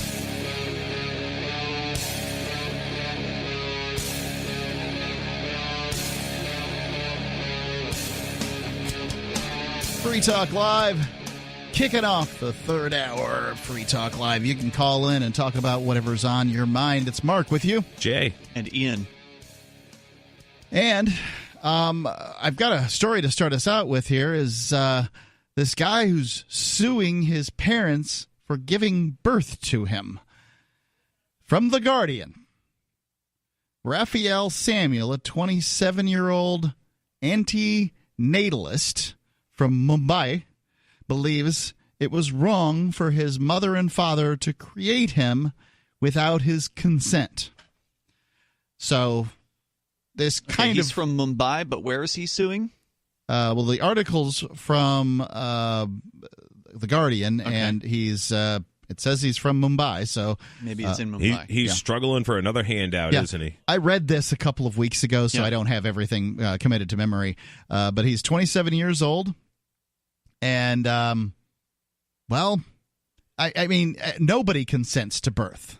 So the only way to find out whether somebody consents to birth is by giving birth to them, right? So it's kind of a strange thing. It's ridiculous is what it is. Well, I don't know. I mean, he's correct, right? He did not consent. Yeah. he can do something about that. Yeah, he could kill himself. Right. So I support his right to do that. Yeah. But I think that would be the only thing. Yeah, I think that's the only thing that you can really get here is that the pain and suffering for being alive. Well, you can fix that. Yep. Sounds like a brat kid. I didn't have to be born. Sounds totally entitled. Yeah. So this is written in a very strange way. It's got his name here, his age here, appearance, alive and regretting it. Why? Because he didn't ask to be born. Well, neither did I, as it happens. No, but you probably aren't planning to sue your parents for giving birth to you. I am not. Is he? Well, he claims to be. According to reports, Samuel from Mumbai is a committed anti-natalist. What a coincidence. Anti-natalist. I hate those classes, too. Anti-natalism is a system of belief that holds that it is morally wrong for people to procreate, and a vast amount of human misery could be avoided by people simply not existing in the first place. It's a pretty simplistic way of solving the problem of human misery. To eliminate humans. To eliminate humans. Start with yourself. Start with yourself, buddy. Yeah. I think more people are happy to be alive than not happy to be alive. They certainly don't seem to want to die, as the same as seems to be the case for Raphael Samuel. Otherwise, he would have done something about it. Right. Well, it's a lot easier to complain than to do something. If nothing else, it sounds like a philosophical school with a self-limiting membership. It is actually a growing movement with adherents across the globe. The anti-natalists? Yeah. I suspect most of them are trolls. It is so hard to tell who actually really believes the things that they're saying right. I mean, on the internet. The Flat Earth Society used to be a joke. And then we found people that actually believe the globe is flat. Yeah, they have conventions where they get together. Now, at least in real life, you could look somebody in the eyes, and maybe you could get a feel as to whether or not they're putting you on. Right. But on the internet, man, much harder. When you say across the globe, do you mean on Facebook and YouTube? Yes, but antinatalism is a long and respected pedigree. Forms of it crop up in sects of Buddhism and Christianity, and more than one philosopher has argued that the optimal outcome for humanity is extinction. All of which falls short of suing your parents for having you. Yes, that would appear to be Samuel's unique contribution to the debate. What is his thinking exactly? I love my parents, he writes on Facebook, and we have a great relationship, but they had me for their joy and their pleasure. Well, that's true. Selfish bastards. He's right about that, though. I mean, that's absolutely why people have children, right? It's for their own personal projects and reasons. It's programmed in your DNA. That's the reason, is that we have it programmed in our DNA to procreate. There's some of us are unnatural aliens that don't have this desire, but the vast majority of us really do. I mean, I've always wanted to be a dad, but I've definitely know of women that have been like really hell-bent on having a kid. Even so much as, like, if you're not going to knock me up, I'm going to find a man that will, kind of stuff. Yeah. Well, there you go. Samuel apparently believes it was wrong for his parents to go ahead and create him without his consent. They were hardly in a position to ask him for it. He was hardly in a position to give it. They could not. Could they not seek some kind of retroactive planning permission from him? He does not seem that. He doesn't seem. It doesn't seem that inclined to compromise. He continues, isn't forcing a child into this world and then forcing it to have a career, kidnapping and slavery? I knew it.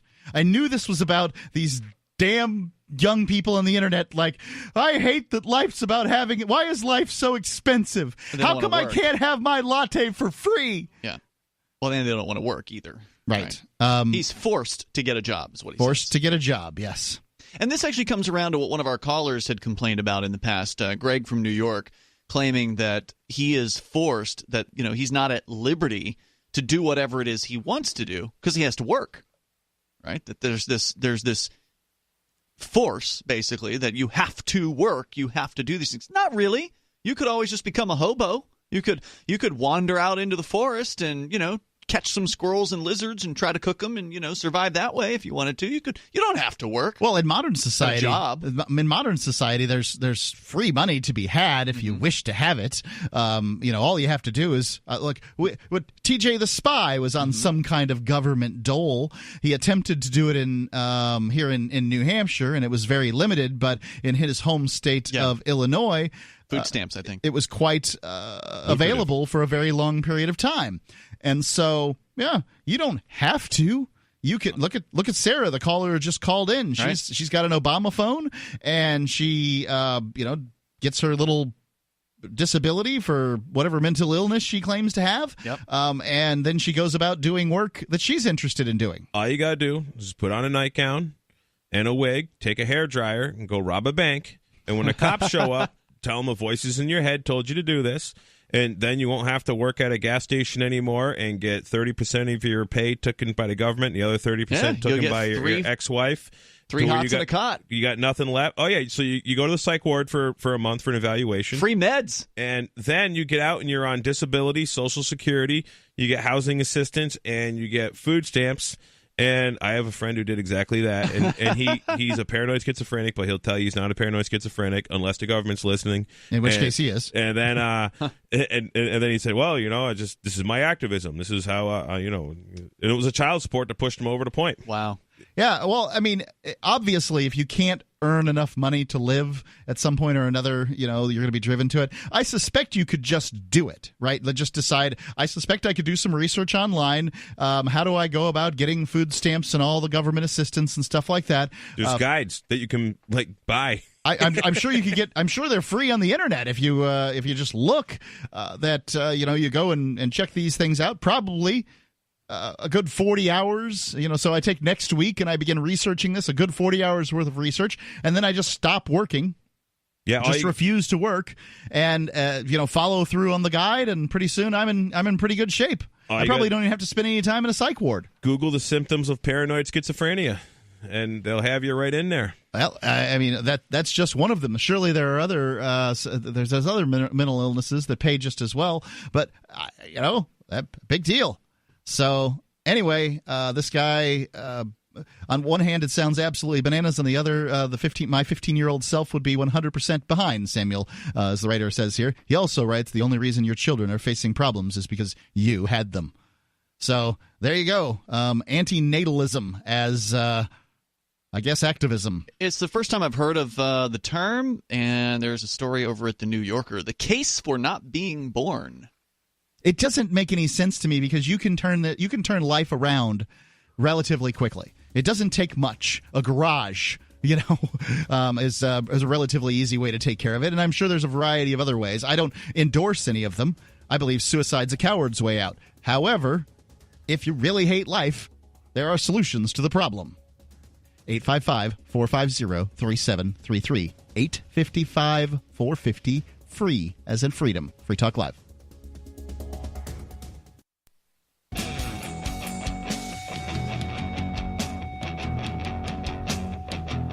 Free Talk Live Wednesday edition. Mark with you. Jay. And Ian. Call in and talk about whatever's on your mind. I want to tell you about ForkFest 2019. Did you miss ForkFest 2018? We can start planning now to attend ForkFest 2019. You can join liberty-minded voluntarists, anarchists, and libertarians this summer from June the 13th through the 18th for ForkFest 2019 at Rogers Campground in the beautiful White Mountains of New Hampshire. ForkFest is a fork of another camping party in the woods, and you're invited to come and create whatever experience you'd like to have. ForkFest is decentralized, which means no one's in charge, so it's up to you to create what happens. Like you, Jay. You're creating what, man camp there, right? Yeah, it's man camp is what I'm creating, and I really want to make... Real quick, go find out more at forkfest.party. I really want to make ForkFest pretty awesome. I want... and Ernie Hancock and I have been talking a lot about this, and we've been working on all kinds of things. And in fact, speaking of Ernie Hancock, I'm going to be on his show pretty much most of the days next week because I'm going to be hanging out with him and Derek up in... we're working up there in Maine, up at Derek's place. But anyways, and that's Derek Slopey from Agorist Hosting. Anyways, and Ernie's show is called Declare Your Independence with Ernest Hancock. Yeah, it's on at 9 o'clock in the morning Eastern time on LRN.FM. And anyways, what Man Camp is my idea to restore confidence in mankind is what this is really about. And so I got a blacksmithing shop, and I like blacksmithing. And there's a lot of really easy blacksmithing things that can be created. Like I was telling people about, like the Mother's Day gift thing I'm working on. Make a towel holder for the bathroom for mom. And 7-8-year-old kid can do this with a little help from dad and a little help from me, or whoever else wants to help them do it. And then they can weld together a coat rack or make a wind chime or all kinds of stuff. But at Man Camp at ForkFest, we're going to have I got a girl who's been doing some blacksmithing. She's a good friend of mine, and she's going to teach a knife making class where you're going to walk away with your own knife, for example. Sweet, I want to do that. And it's going to be limited to maybe 6 or 7 people. It's going to cost some money, $150, $100. We're not sure yet, but she's going to bring all the proper tool steel, and she's going to have everything there. And you're going to probably spend about 2 to 4 hours making your knife, and it's not going to be the most awesome knife in the world because most people, it's going to be the first time they're really doing this stuff. And then we're going to have some kids' activities. We're going to have like an introduction to tool identification, for example. Very few people know what a difference between a 1/4-inch ratchet and a 3/8 ratchet. And we're going to have a get-together, talk about sharpening chainsaws and playing what kind of chainsaws we like.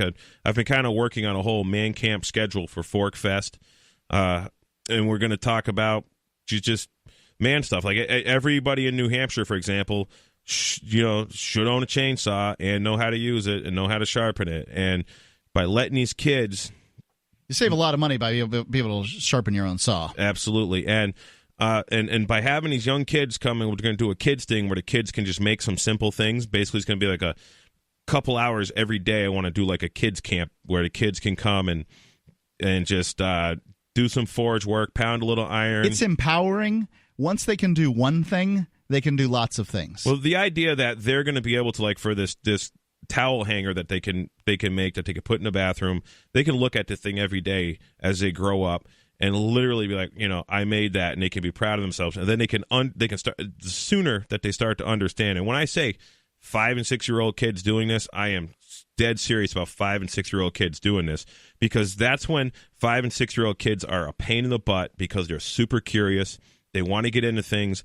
And what has been happening for the past couple of decades, when I was a kid, they were, pop a couple Ritalin and put them in front of the television. Yeah. And now it's, devices, and parents are overwhelmed, or they're overworked, or they're lazy, or one thing or the other. And not everybody grew up on a farm like I did. And I want to give this opportunity to this local community here. And this is something I hope just to make popular and spread, where other people can do this everywhere, because we need to build confidence in the future generation. And confidence is so huge, because there's two kinds of people, as far as I'm concerned, that mostly want government. Those who lack confidence and feel they need to be taken care of, and those who are psychopaths that want to rule people are the ones who really want government, in my opinion. And I want to, if we have more confident people in the future, there's going to be less desire for a government to tell them what to do. Forkfest.party. I'm going. Yeah, I think it's great. I think it's really exciting. Let's go to David, calling in from New Mexico. David, you're on Free Talk Live. Hey, first of all, Mark, if you remember, you mentioned, you guys said Switzerland was rated second freest in the world presently off of whatever you were looking at. And let me remind you that and this fits in what I called about as well, but let me remind you that when I lived in Switzerland for a year, and I had related to you that when cops get out of line in Switzerland, which they never do, because when they do, one dark night, half a dozen guys will beat the tar out of them, and they learn that to not oppress people. Huh, never heard that. So that's it. Pardon? No, I hadn't heard that. Oh, yeah, I had said or mentioned it on air on your program one night. And, let me give you another analogy. There was this comes under the heading of the sheriffs in New Mexico are expressing publicly that they're not going to follow the laws that are, if the Democrat, the whole state is Democrat right now. The Congress, the House, the Senate, the governor, all of the statewide offices, and all of our national representation. It's all always Democrat. Bad. Whenever you have in any legislative body, you've got the same party throughout the sides. They get a lot of stuff done, and none of it's good. Yeah. So virtually all of the sheriffs in the state, which are and all of the rural ones, it's only a couple urban ones that are holding out, have said that they're not going to spend resources to enforce those laws because they consider them to be in violation of higher law. Yeah, and those sheriffs, they're 24 of the 33 counties, and 24 county commissions of the 30 sheriffs that have said they're not going to follow this. The county commissions in those 24 counties have backed up their sheriffs and have actually voted to make their counties a Second Amendment sanctuary county where those state laws are not to be enforced using county resources. And about 10 municipalities, city councils, have also voted on saying the same thing, that in their cities, their city cops are not to enforce those state laws on the red flag laws on guns. And That's a really interesting point, David, is that many of these municipalities have to pay to enforce a law that was passed by a different legislative body than their own. Why should they have to do that? That's fascinating. Right. So they're not going to. And let me throw in, and I bring that up as a, one, it's notable, and two, it's a model for resisting the government that we have, because, frankly, I mean, on its face, the government that we have at the national level and other levels, but at the national level, is completely illegitimate because it in no way, shape, form comes anywhere near adhering to the founding documents of the country, which are a contrast. You're absolutely right.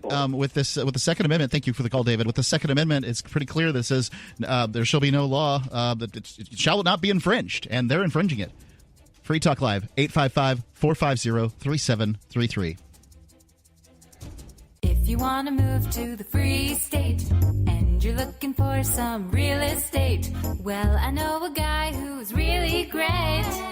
It's the Realtor Mark Warden. Looking for a great real estate investment? Consider New Hampshire, which is ground zero for the Liberty Movement. Your first call should be to Mark Warden from Porcupine Real Estate. He's more than just a real estate agent. He's your New Hampshire concierge. Where are the best places to live? Do you want farm, city, the burbs, or forest? Do you want a duplex or multifamily building so that renters pay your mortgage? There are homes in all price ranges in New Hampshire, and Mark can help with financing too. Invest in liberty and property. Mark Warden can help. PorcupineRealEstate.com.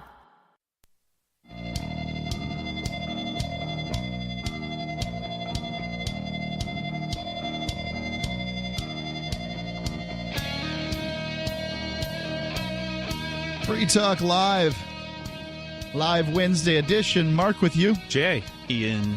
You can call in and talk about whatever is on your mind, but what's on my mind is the Free Talk Live AMP program. The AMP program helps support Free Talk Live and make it so that we can reach more people around the world with the ideas of liberty. Before we can have a world that's more free, people must understand and be able to define the terms. Free Talk Live helps that happen. And if you want to help us help others, then join the AMP program like T. Hammond did. He's an amplifier, a gold amplifier. Ian, what level is that? It's $10 a month. $10 a month. Now, we only ask people to be silver level, which is $5 a month, but I certainly want to thank T. Hammond for his contribution to us on a monthly basis. It's amp.freetalklive.com. I'm certain that T. Hammond and I'm certain that, Jay, you would also support people going there and signing up at Absolutely. amp.freetalklive.com.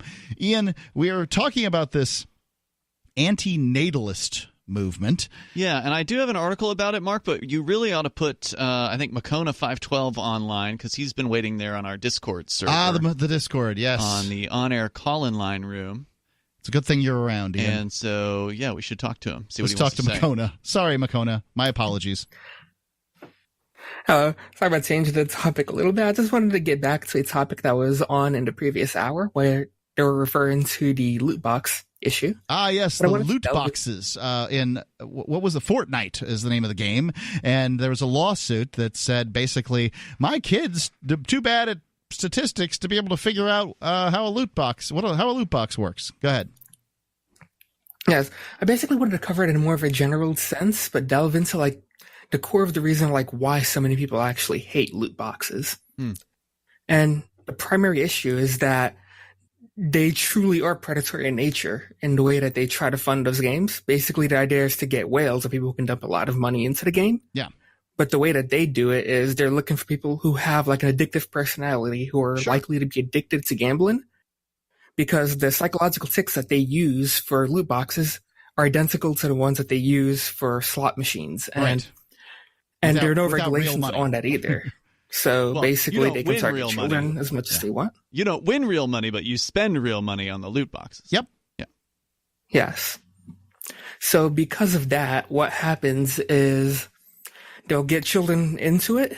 And for many, like, especially with like console games and other games where it's like they may have purchased the game digitally, so their payment information is already on the account. Right. So now you might have a child that's using that account.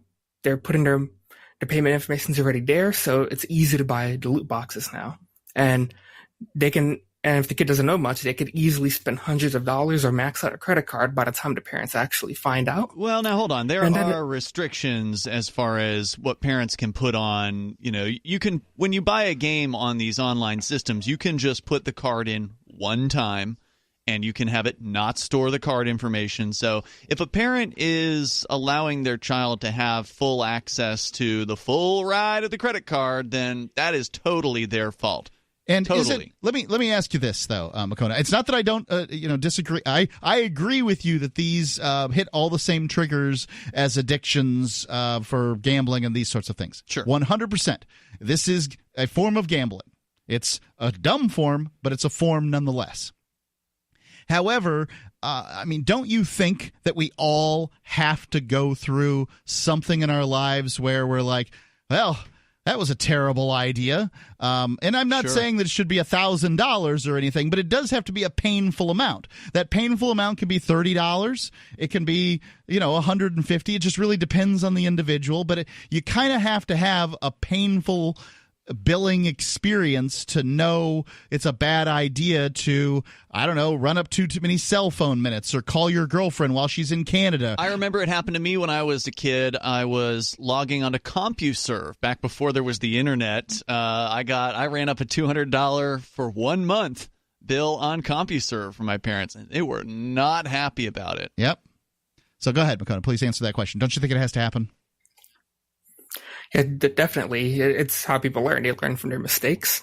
I think the issue is just that, for some people, it can come too late where they may have racked up an inordinate amount of funds basically being drained from their account. At that point, it's they've probably learned a lesson, but now they're in debt. Yeah, I think that they can't return a loot box, right? You can't return a loot box. There's no doubt about it, and that's sort of the point. But so my son wants to spend some money on some online game stuff, and when he does, he has to come to us. Mm-hmm. He has to give us money, his actual dollars he's earned. Then we then use the card and make it so that he can, make the purchase. But we don't leave the information on there because that would be dumb. And then he buys the thing. Every single time he does it, he gets a speech about, hey, you remember that stuff that you got in Monkey City, or you remember that thing you got in this game or that game that you don't play anymore? Remember all that stuff? It's now that money's just gone.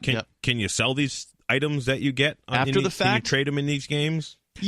It depends on the game. I don't know. I can't speak to Fortnite, but I can tell you the game that I play is they're walled off. They have firewalls or whatever, and you can only buy it for yourself. You can't trade anything to you. So if I decide to quit tomorrow, playing my Marvel Puzzle Quest, none of my stuff is useful to anyone. What you could do, so in some games you can, like a massively multiplayer online role-playing game, you might be able to have the bastard sword and, give it to another character who pays you for it.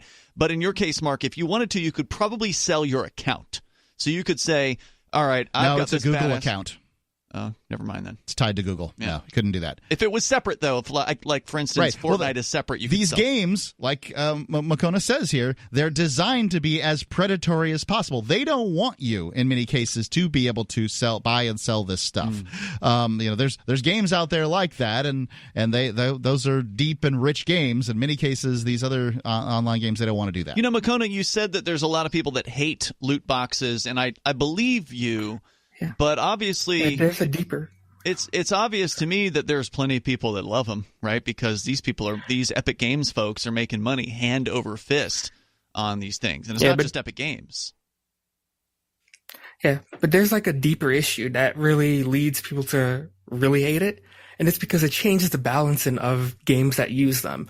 Mm-hmm. For example, if you look at most of the games that have come out in the past few years, I'll just give one example, Middle-earth: Shadow of War. They started off with that game having loot boxes where it was effectively pay to win, even though it was a single player game. They made the grind and everything else and the difficulty to such a level that you basically had to put money into the game, or you would basically be playing the game as a full-time job to make any meaningful progress. Yeah. Yes. And now, hold on. once they got rid of the loot box, was that a full price game where you had to pay $60 at, yes. Wow. Yeah, that sucks. That's even more insulting. Yeah. When the game players hate that when they pay for the game and then you have to pay for the upgrades inside the game. So it's not a $60 game; it's a $250 game. That's what made whatever. everybody turn on EA when their Star Wars Battlefront. With their Star Wars game came out, Battlefront, because not only did you pay $60 for the game, but then you had these, hundreds of dollars, thousands of dollars you could have spent in game to be able to do stuff. If you wanted Luke Skywalker, you had to kick out, I don't know what it was, but some large amount of money. Or you could grind for an inordinate amount of hours. Right, which basically grinding is a term meaning you're just trying to level up, you're trying to get kills. Grinding is a great term because it really just describes what's going on. Just playing and playing and playing. Right, playing for the sake of increased arbitrary numbers. They used to call it farming too. Yeah. So another thing that you'll probably notice. What's that? Sorry. I was going to say another thing that you probably notice, in every single game that has had their loot boxes removed for one reason or another, either through legal reasons, like in Belgium they've banned loot boxes, or through just the game developers deciding to get rid of them. In every single case, they've had to rebalance the game because all of a sudden a lot of players would complain about how difficult it was to make any progress. All right. Since all of them had to be rebalanced, that shows that the loot boxes made the game they intentionally made the game worse in order so that they can sell the idea of not having to play the game, basically. That's true. Thanks for the expertise. Yeah, appreciate it. 855-450-3733.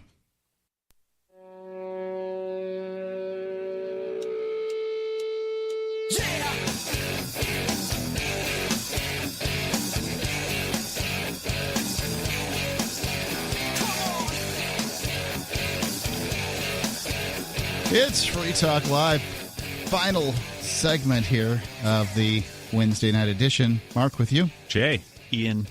And you can, we might be able to sneak you in if you make a phone call here at 855-450-3733. But Ian, you've got a story about these anti-natalists, and these are people that did not consent to being born, which I guess none of us did, but they're angry about it. They're butthurt about it. Yeah. To the point of filing a lawsuit, apparently, in one of their cases. Okay. Against their own parents. Yeah. Well, yeah, one guy, this Samuel, Mr. Samuel. I'm hoping that case gets thrown out on its butt because it's ridiculous on its face. But the story here is from the New Yorker. It's not ridiculous. It's true. He didn't consent.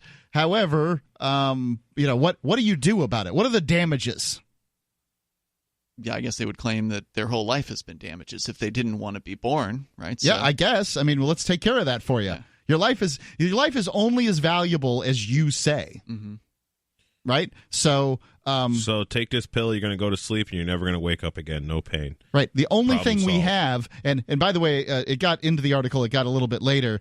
Samuel appeared to be not just angry about being born, but having to work. Yes, that's what it sounded like. And he's like, he doesn't like the idea of having to work. So he wants a paycheck for having been born. Well, he's going to be really interested in the new universal basic income proposals. Yeah, you were born naked with nothing, quite literally. In my case, I was born naked to a woman who didn't want me. Yep.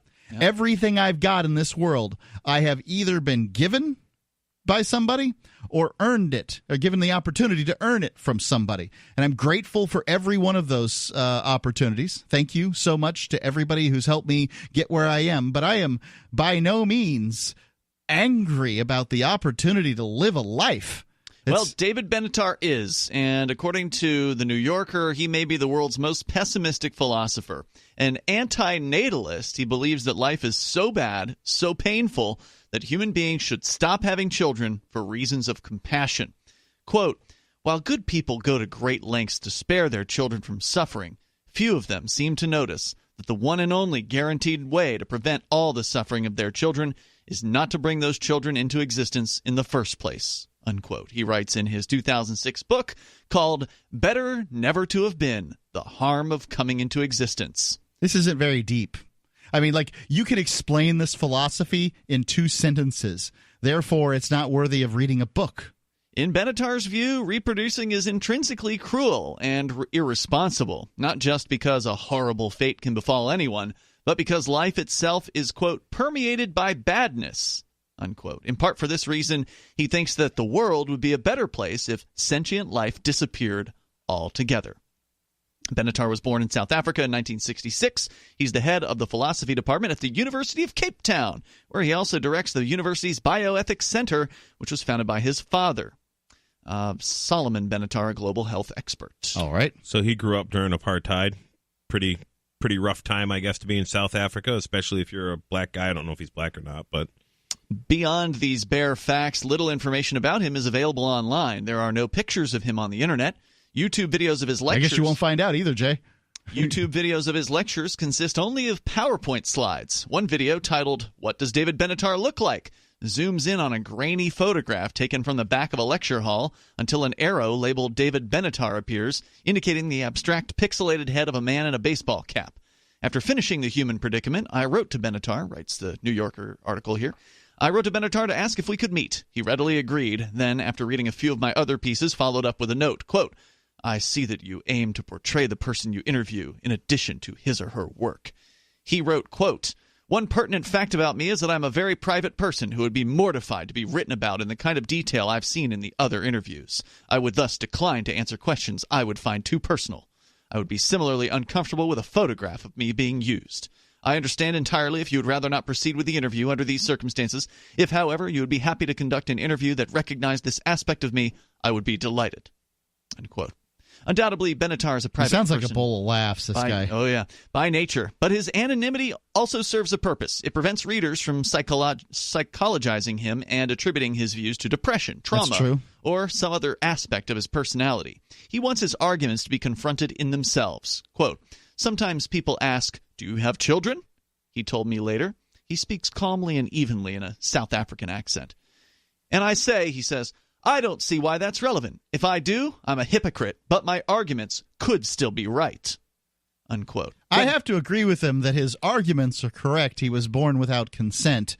However, beyond that, that may not be his argument. That's the guy who was filing the lawsuit. I see. Talking about. Well, it's probably it's all sort of about this. And life being bad, that's just that's subjective. It's too bad he didn't get a little taste of man camp when he was a young man, so he could maybe have a little desire to do something productive and just make things.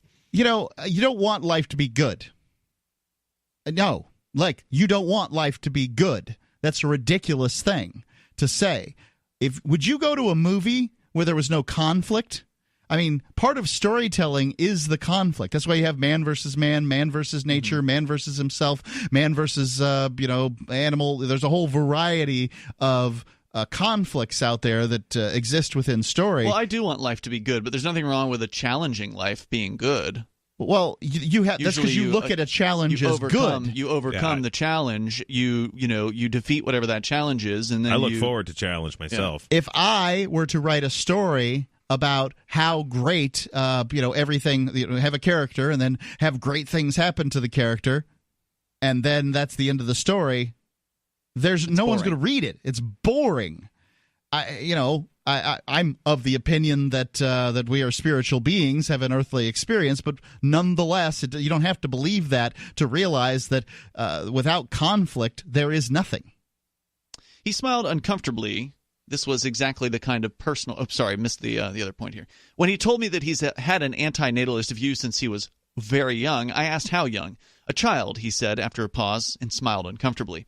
This was exactly the kind of personal question he preferred not to answer. Benatar and I met in the World Trade Center, where the New Yorker had its offices. He's small and trim with an elfin face, and he was neatly dressed in trousers and a lavender sweater. I recognized him by his baseball cap.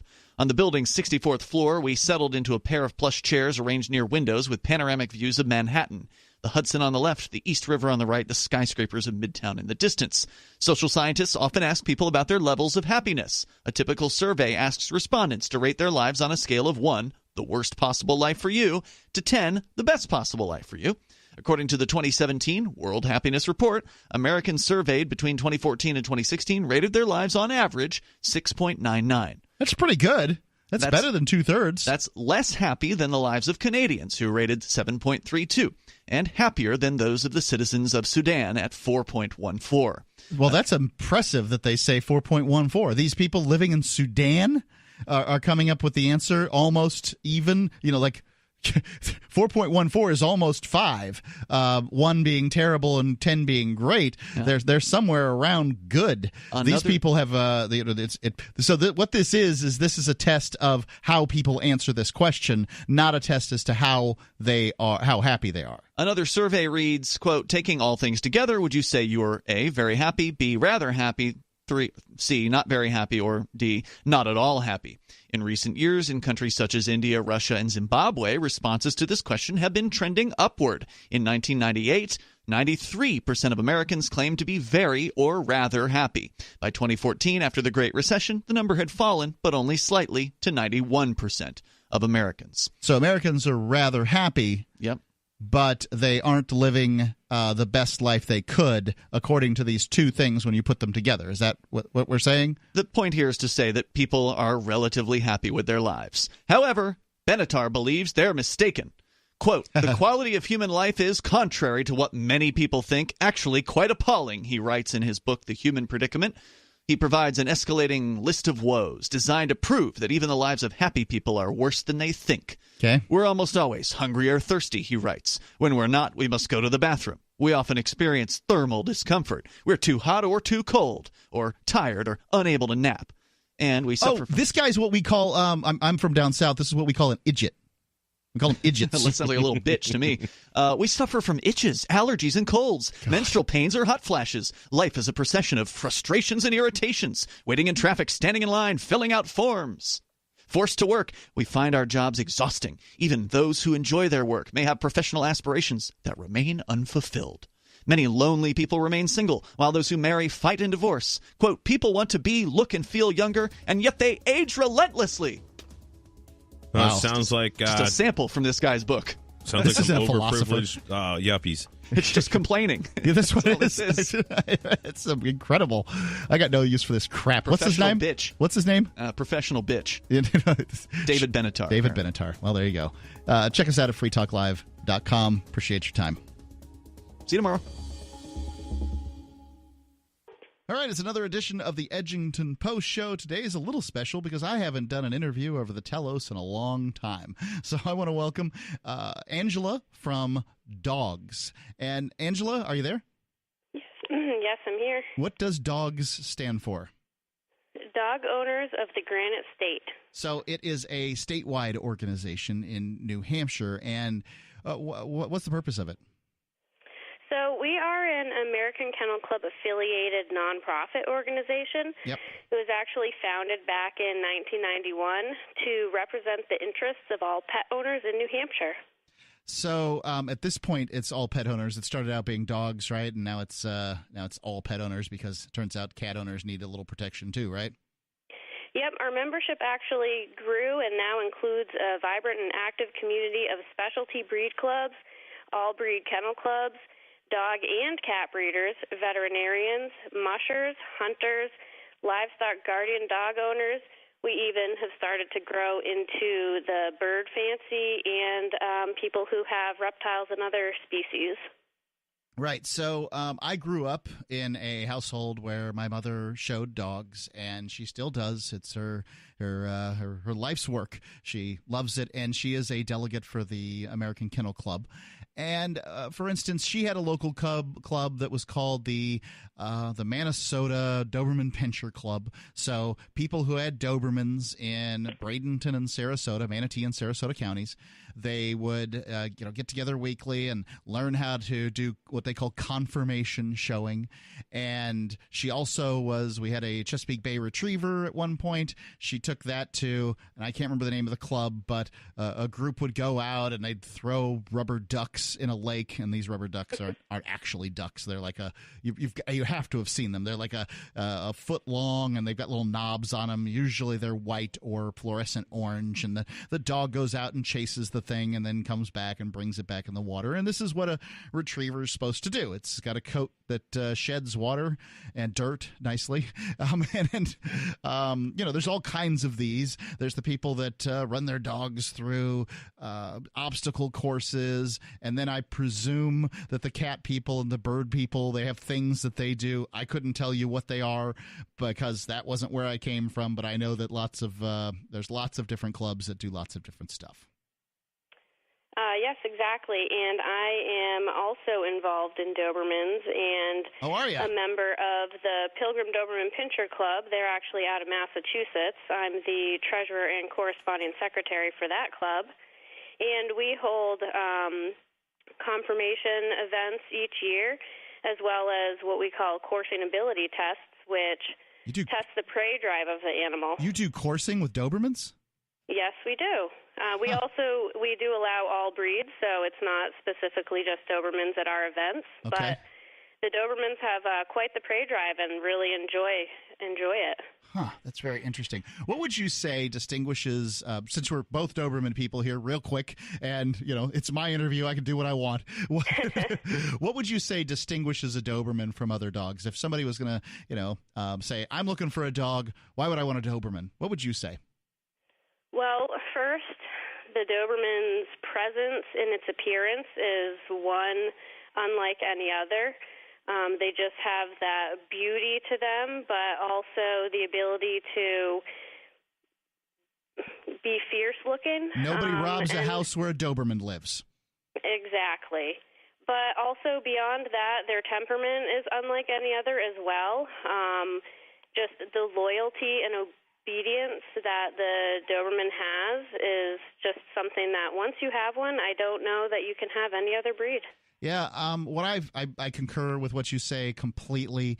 This is it's not just a one-person dog. People have seen that, and certainly you can have a Doberman that's a one-person dog, no doubt. But they are really they're a family dog. To my mind, they determine this is my family, and people can be added and subtracted to a family. At the very least, added to a family. Yeah, I've never seen anybody subtracted. So you can introduce somebody to the Doberman in such a way that, okay, this is one of my people's people. Fine, I shall protect you too. But at the same and this same dog, you come in the house in under suspicious circumstances. It's a whole different story, bub. And what I love about them is that, boy, you don't have to worry about having free time with at least a free hand with a Doberman, because if you get your hand hanging down, they're going to shove their head up underneath it, and it's time for pets. Exactly. Gosh, they're little shovel-nosed beasts, I'll tell you. They just stick it right in there. You're trying to get some work done, and your arm's being pulled away from the computer. Time to pet. Okay. Yep. But I will love say them. that I had to put mine away for the interview so that if I needed to access the computer or hold the phone up, they weren't going to push it away and say, no, what are you doing talking on the phone? This is my turn. Yeah, I don't find them to be terrible barkers either. Some dogs, beagles, for instance, come to mind as dogs bred to yap, whereas a Doberman, not, usually they bark for a reason when the barking goes on. And would you believe it that I actually have a beagle as well? Yeah, well, then the Doberman barks because the beagle barked. Yes, exactly. The beagle is the initial alarm, and then the Doberman's the backup, is what I say. Right. Well, the problem with having too good of an alarm dog is that they bark at a leaf that falls, and then you no longer pay attention when they bark. But nonetheless, it's I think that the rewards of owning a dog far outstrip things like home protection or anything like that. I think that statistically, a house is 1/7 as likely to be robbed if there's a dog in the house than if there isn't, and that in and of itself, that's the burglar making assessments as opposed to something else going on. I don't think you necessarily, and that's not a big dog. It's just any dog. So right. The bark in general is going to deter them and make them reconsider their move. Yeah, for me, I just I want a dog because I find life more rewarding that way. Some people want a clean house. I want a dog. You can have both. It's just a little more work. God, I can't imagine that's really true. But there are dogs like poodles, for instance, that don't do a heck of a lot of shedding. Westmoreland Terriers, I might have the name right.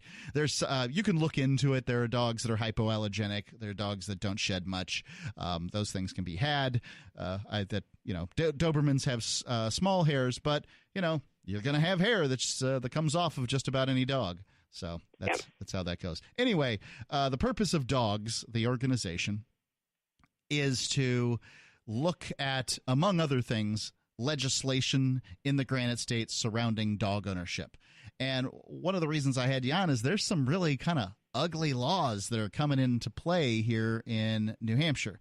I'm not in there pitching for Republicans and saying they're the greatest party ever, but I will say that this year in New Hampshire, we've got all three the House and the Senate are both democratically sort of run, and they're kind of known for the nanny state stuff and getting involved in your in your policy there, and they're a little more deeply aligned with the Humane Society of America, whom I consider to be a terrorist organization. So, can you tell me some of the things that are facing the Granite State right now?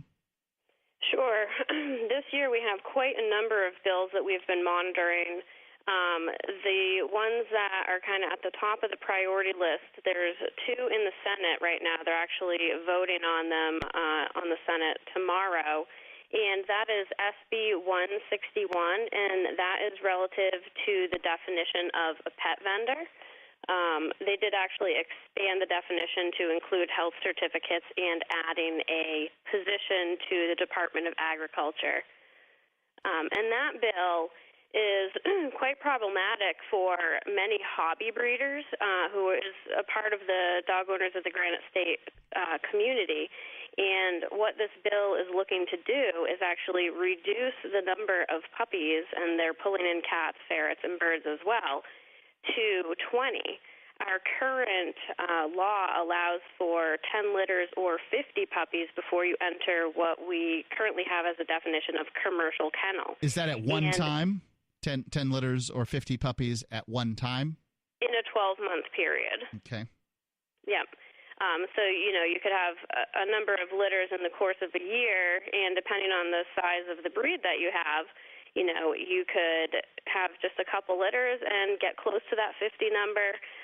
Or if you have the smaller breeds, it may be the number of litters that would dictate whether you enter the commercial kennel definition. So the only experience I have with this is when my mother bred our Rottweiler Jade. Mm-hmm. And she had, I think, a litter of 12, a litter of 11, and a litter of 10. Nothing wrong with a bitch having, every year having, say, a litter. And so if you've got 5 bitches and they each have 10 puppies, bam, you're there, right? I mean, it's not terribly unusual for a hobbyist, one of these people that you'd see at, say, Westminster Dog Show. That's the one that everybody knows, so it's the one I use here, or Ukanuba. These people, they often have 5 or 6 or 7 full-grown dogs at their house. If they, if 5 of those dogs are bitches and they have, 10 puppies each, you're beyond what they're going to call a hobbyist. So what happens if you're beyond a hobbyist? So in current law, if you enter past that 50 threshold, then you need to be licensed. There's an inspection process, and that would be of your kennel, and Who's that inspecting? could be your home. Who's inspecting? There's a fee associated with that license. Who's doing the inspecting? And, excuse me? Who's doing the inspecting? Somebody from the Department of Agriculture, typically. We do have the state vet involved in that process as well, from my understanding. Okay. And in addition to that, there is a whole section of law that dictates what they are inspecting your facility against.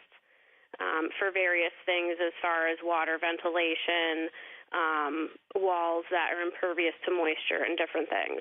So, things that definitely could be difficult for the in-home breeder. So this is currently, the current law says 50 puppies, right?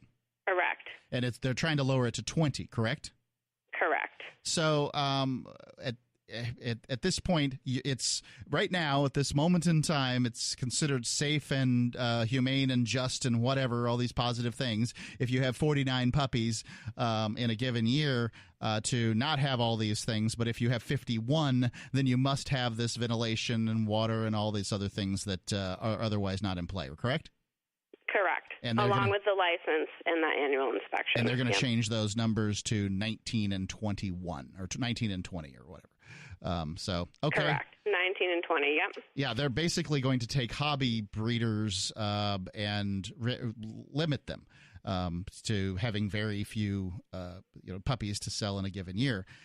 Let's talk real quick about, since we're on the subject, the first thing that people are going to think when you think of puppies is puppy mills, right? Like this word has been driven into the cultural verbiage to the point that it's like the first thing people think of. Now, my experience is that if you get an AKC registered dog, that means that mommy was a champion and daddy was a champion. They had to be shown. They were likely shown at least 5 shows, maybe 15, in order to get the points and the legs and all the things that they need to get a championship. They've been shown to have the right amount of testicles, the right amount of teeth, to be at breed standard or better. These are great animals. And even if you get what they consider to be a pet quality out of one of these litters, you're still getting an animal that has really great genetics because, heck, they've been judged based on it. This isn't a puppy mill, and to call somebody who does confirmation showing and has AKC papers and all that stuff a puppy mill is the height of insult. I couldn't agree with you more, and I appreciate you bringing up the topic because the hobby breeder, which we're essentially being labeled these days, I would rather call us preservation breeders or, responsible breeders, even beyond the things that you mentioned regarding the lineage of the dogs, the confirmation titling. We also look so heavily at the health and behind the dogs and of the dogs that we're breeding. And pour, thousands of dollars into health testing before we even consider using the dogs for breeding. Yeah, it's absolutely true. I mean, the amount of money that gets spent on vet bills by these hobbyists, and I grew up with them. I mean, it wasn't just my mother. Obviously, this is where I went. This is where I did my homework. I'd sit in empty gymnasiums that are rented out by the people showing these dogs. I'd talk to the other kids whose parents did this same hobby. Those were my friends. This is where I grew up. I know what these people are like, and I'm sure there's a bad apple or two, but I don't even know how they'd slip through, frankly. I don't even get how you'd be a bad apple as an AKC breeder. I'm sure they're out there, but I don't know what the specifics are, but it's very difficult for me to imagine. Now, if you go in onto Craigslist and you type in golden retriever, and then you go and you just go buy from some breeder who has golden retrievers or what they're calling golden retrievers, well then sure, you may be getting a dog that's that you don't know the health or anything like that. But if you go to an AKC registered breeder and you get a pet, because out of a given litter, you might have 1 or 2 that the breeder thinks is going to be champable, right? Like is going to be able to be turned. The next big thing, right? And they all think their dog's going to be. It's just like just like anything. Their kid's the smartest, their dog's the best, and there's nothing wrong with people feeling that way. We're human. We're supposed to feel that way, but they also know that some of the puppies that come out of a given litter they're not going to be the next big thing. They're just great for being somebody's pet. And they are. What I love about a breed as opposed to a bunch of mutts, now mutts and rescues are all the rage. But what I like about getting a bred dog is that you have a generally consistent temperament. You and I were able to commiserate here about Dobermans because we have them, we know what they're like, and they're relatively consistent. There might be a tweaked out weird Doberman out there, but they're generally like Dobermans are like. And that is helpful. If you get an Australian Shepherd, you're going to get a certain type of dog. You're going to get a very busy mind. The dog's going to have a very busy mind. It's going to bark a lot. It's going to try to herd you and all this kind of thing. You get a Jack Russell Terrier. Be prepared to be very busy for the next 20 years with this dog. You get a Great Dane. Well, you're probably going to have more slow-paced existence. Same with a Basset Hound, because you know what these animals are like based on personalities and these sorts of things. You get a rescue. Well, there's a reason that dog is being rescued. We don't know what it is. If you get a mutt, well, you don't know what their personality is going to be like. I'm not saying it's going to be bad. It's just you don't know. Exactly. And when you think about it, we're talking about purpose-bred dogs. Each one of the breeds has a purpose or originated from a specific purpose and needs that we had at one point. Now, we may not utilize that purpose to its fullest extent nowadays. Lifestyles have changed. Right. There's less farming and different things for some of the herding dogs, but they still have those instincts, the drive of their original purpose, and you know what you're going to get, not just in looks, but in temperament. And also you're going to know, the health history of that breed, and you're going to have the ability to do preventative health care, monitor things that are typical within the breed, and you don't get those luxuries when you get a mixed breed. Although they can be great dogs, you just are kind of leaving it up to chance. Yeah. Right. I mean, when you get, I just said Great Dane, and I happen to know that a Great Dane is a very old, it's an ancient breed, right? So, the people that bred Great Danes bred them for a reason. I suspect it was protection and intimidation would be my guess off the top of my head. What was that? Yes. Yeah. Intimidation particularly. Right. I mean, it's a gigantic dog. It doesn't tend to live long, 6 to 10 years or something like that. But, that wasn't the purpose wasn't for longevity. The purpose was for this intimidation and protection kind of aspect. And so, they already put the time in. People selected animals that were better, that were more intimidating, that were better protectors, and they selected for that particular aspect of the given dogs in the area, and they created over time this breed. And you want to try to reinvent the wheel, by all means, that's fine. Look, my friend Ian here, right in the studio right now, I believe, I can't turn around and look. Nope, Jazzy's elsewhere.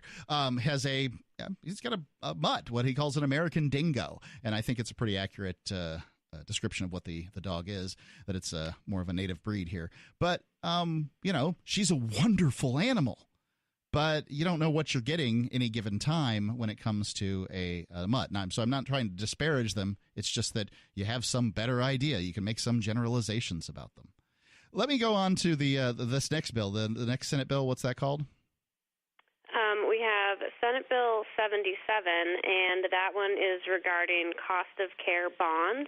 Okay. And that one is looking for, in animal cruelty cases, when dogs have been seized, or animals in general, they want to require a $2,000 bond that needs to be paid per month per dog. And otherwise, if you cannot afford to pay that bond, you would be forfeiting your animals while you go through the court process. Try to explain that a little bit more to me. So would this affect every pet owner, or just ones that have been brought up on whatever charges we're talking about here? This would just be somebody who was being accused of animal cruelty. The animals have been seized, and in order for the municipality to take care of the animals, they want this bonding so that they can pay for the board or any veterinary care that the animal may need. So this is an extortion. You pay this $2,000 and we won't euthanize your animal. Right, or neuter it and rehome it. Yeah. And whether or not you were guilty, you don't get your day in trial, because we don't want to we want to keep kicking your trial date out month after month after month till it takes like 3 years for you to finally get a trial. And then, at that point we've rehomed the animal and there's nothing to win at trial anyway, because you've already lost. We look at it as forced forfeiture because the price of the bond is just so high. I mean, if you were talking earlier about somebody who may have 6 dogs, that's going to be $12,000 a month in order to keep access to your animals while you're going through this process. And we know how long these processes take. It can be years. This bill does try to introduce a period of time to help the courts get a priority on cases that involve animals, but that isn't something that can be controlled because it is up to the court. Yeah, the other thing with these animal cruelty situations, and you never know exactly what happened. Are there animal hoarders? By God, yes, there are animal hoarders. Are there people that are targeted by a municipality for whatever reason? Yes, that happens too, and we don't know the difference, and likely we will never know because most of these cases you either have to be rich or just plea out. Those are your choices.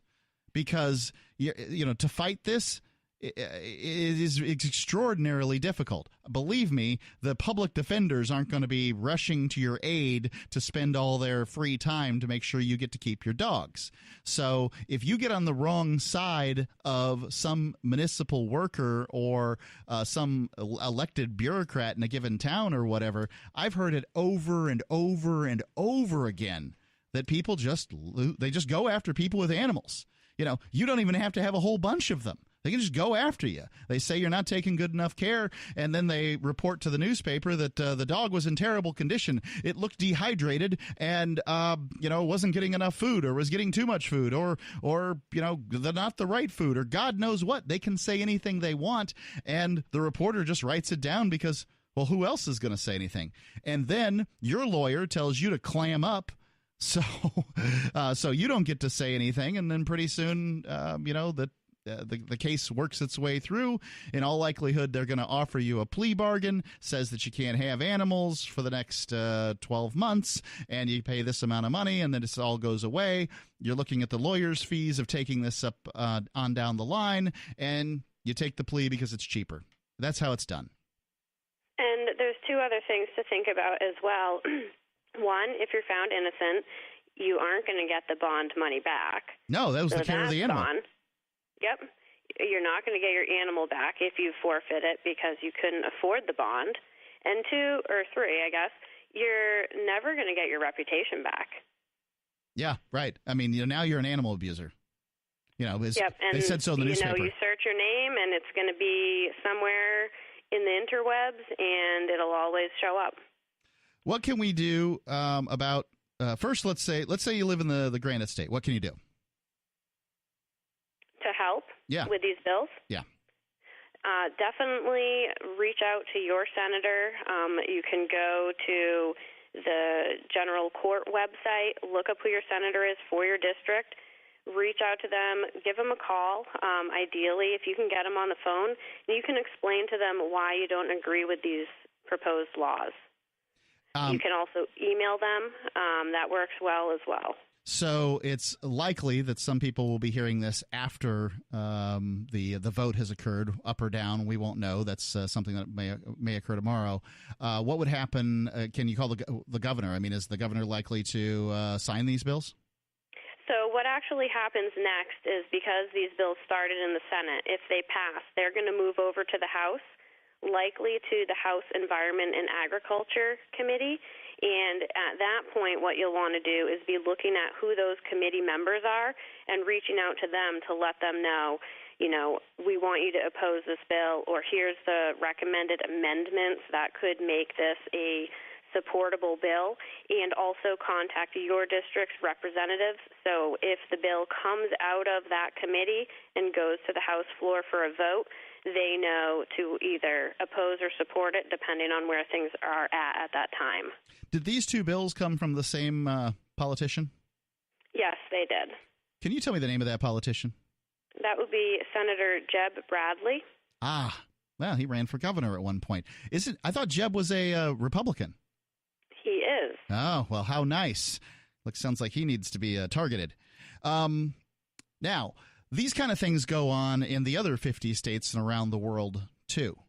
what can people do who may not live in the Granite State?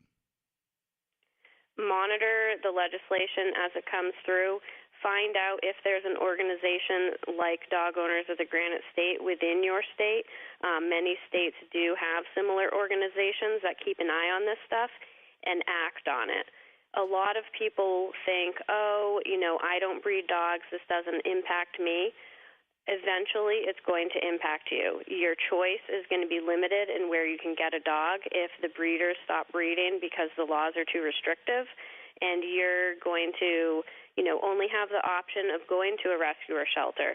You're going to start to see the purebred population supply go down. That's likely to increase prices. And eventually it is going to start impacting the pet owner in other ways because these bills are being pushed down from the Humane Society of the United States, and their agenda is to basically stop animal ownership. Yeah, that's really what their agenda is. Their agenda is that they believe that animals should be wild and free or whatever. I guess they forget that being, a wild animal means being on the verge of starvation almost all the time. But, they don't respect the relationship between pets and people. And I'd like to recommend, just following the American Kennel Club. This is an organization that you may think just has to do with classifying dogs, or there's a bunch of nerdy wonks, and certainly there are, by the way, nerdy wonks that care about, oh my God, that German Shepherd's doesn't have his hips aren't low enough. That's not breed standard or whatever, and leave that to the judges. But the American Kennel Club is also an organization that advocates for dog ownership generally, and best I can tell, it's a pretty good organization. They do have legislative alerts. You can go on their website and sign up for them so that you can stay up to date on the different things that are happening within your state. They have a government relations department that monitors the legislation and is, thinking through it for the animals, for the dogs, and for the people that stand behind them. Angela, thank you for your time here. Will you get in touch with me if there's more terrible legislation that comes around? Just send me an email. I would be happy to. Thank you for your time. Yep. And what's the website? nhdogs.org. nhdogs.org. Thank you. On Free Talk Live, we're bringing people to the ideas of liberty every day. From wrestling superstars like Glenn Jacobs. You guys really are having an impact, I believe. Like I said, a lot of where I am now is due to listening to Free Talk Live. You changed my mind on some very important issues years ago. To random people tuning in on the radio. I was kind of stuck in the left-right paradigm. I heard your show by chance on a Saturday night. From there, I went on, joined the Free State Project, and become an amplifier. So, that's really the reason why I amp is because I know that if it wasn't for you guys being on as many stations as you are, I never would have found the ideas of liberty. Your amp will directly change more lives by getting Free Talk Live in front of people looking for talk radio online and on the air. You can help by joining the AMP program for just $5 a month at amp.freetalklive.com and getting perks. That's amp.freetalklive.com.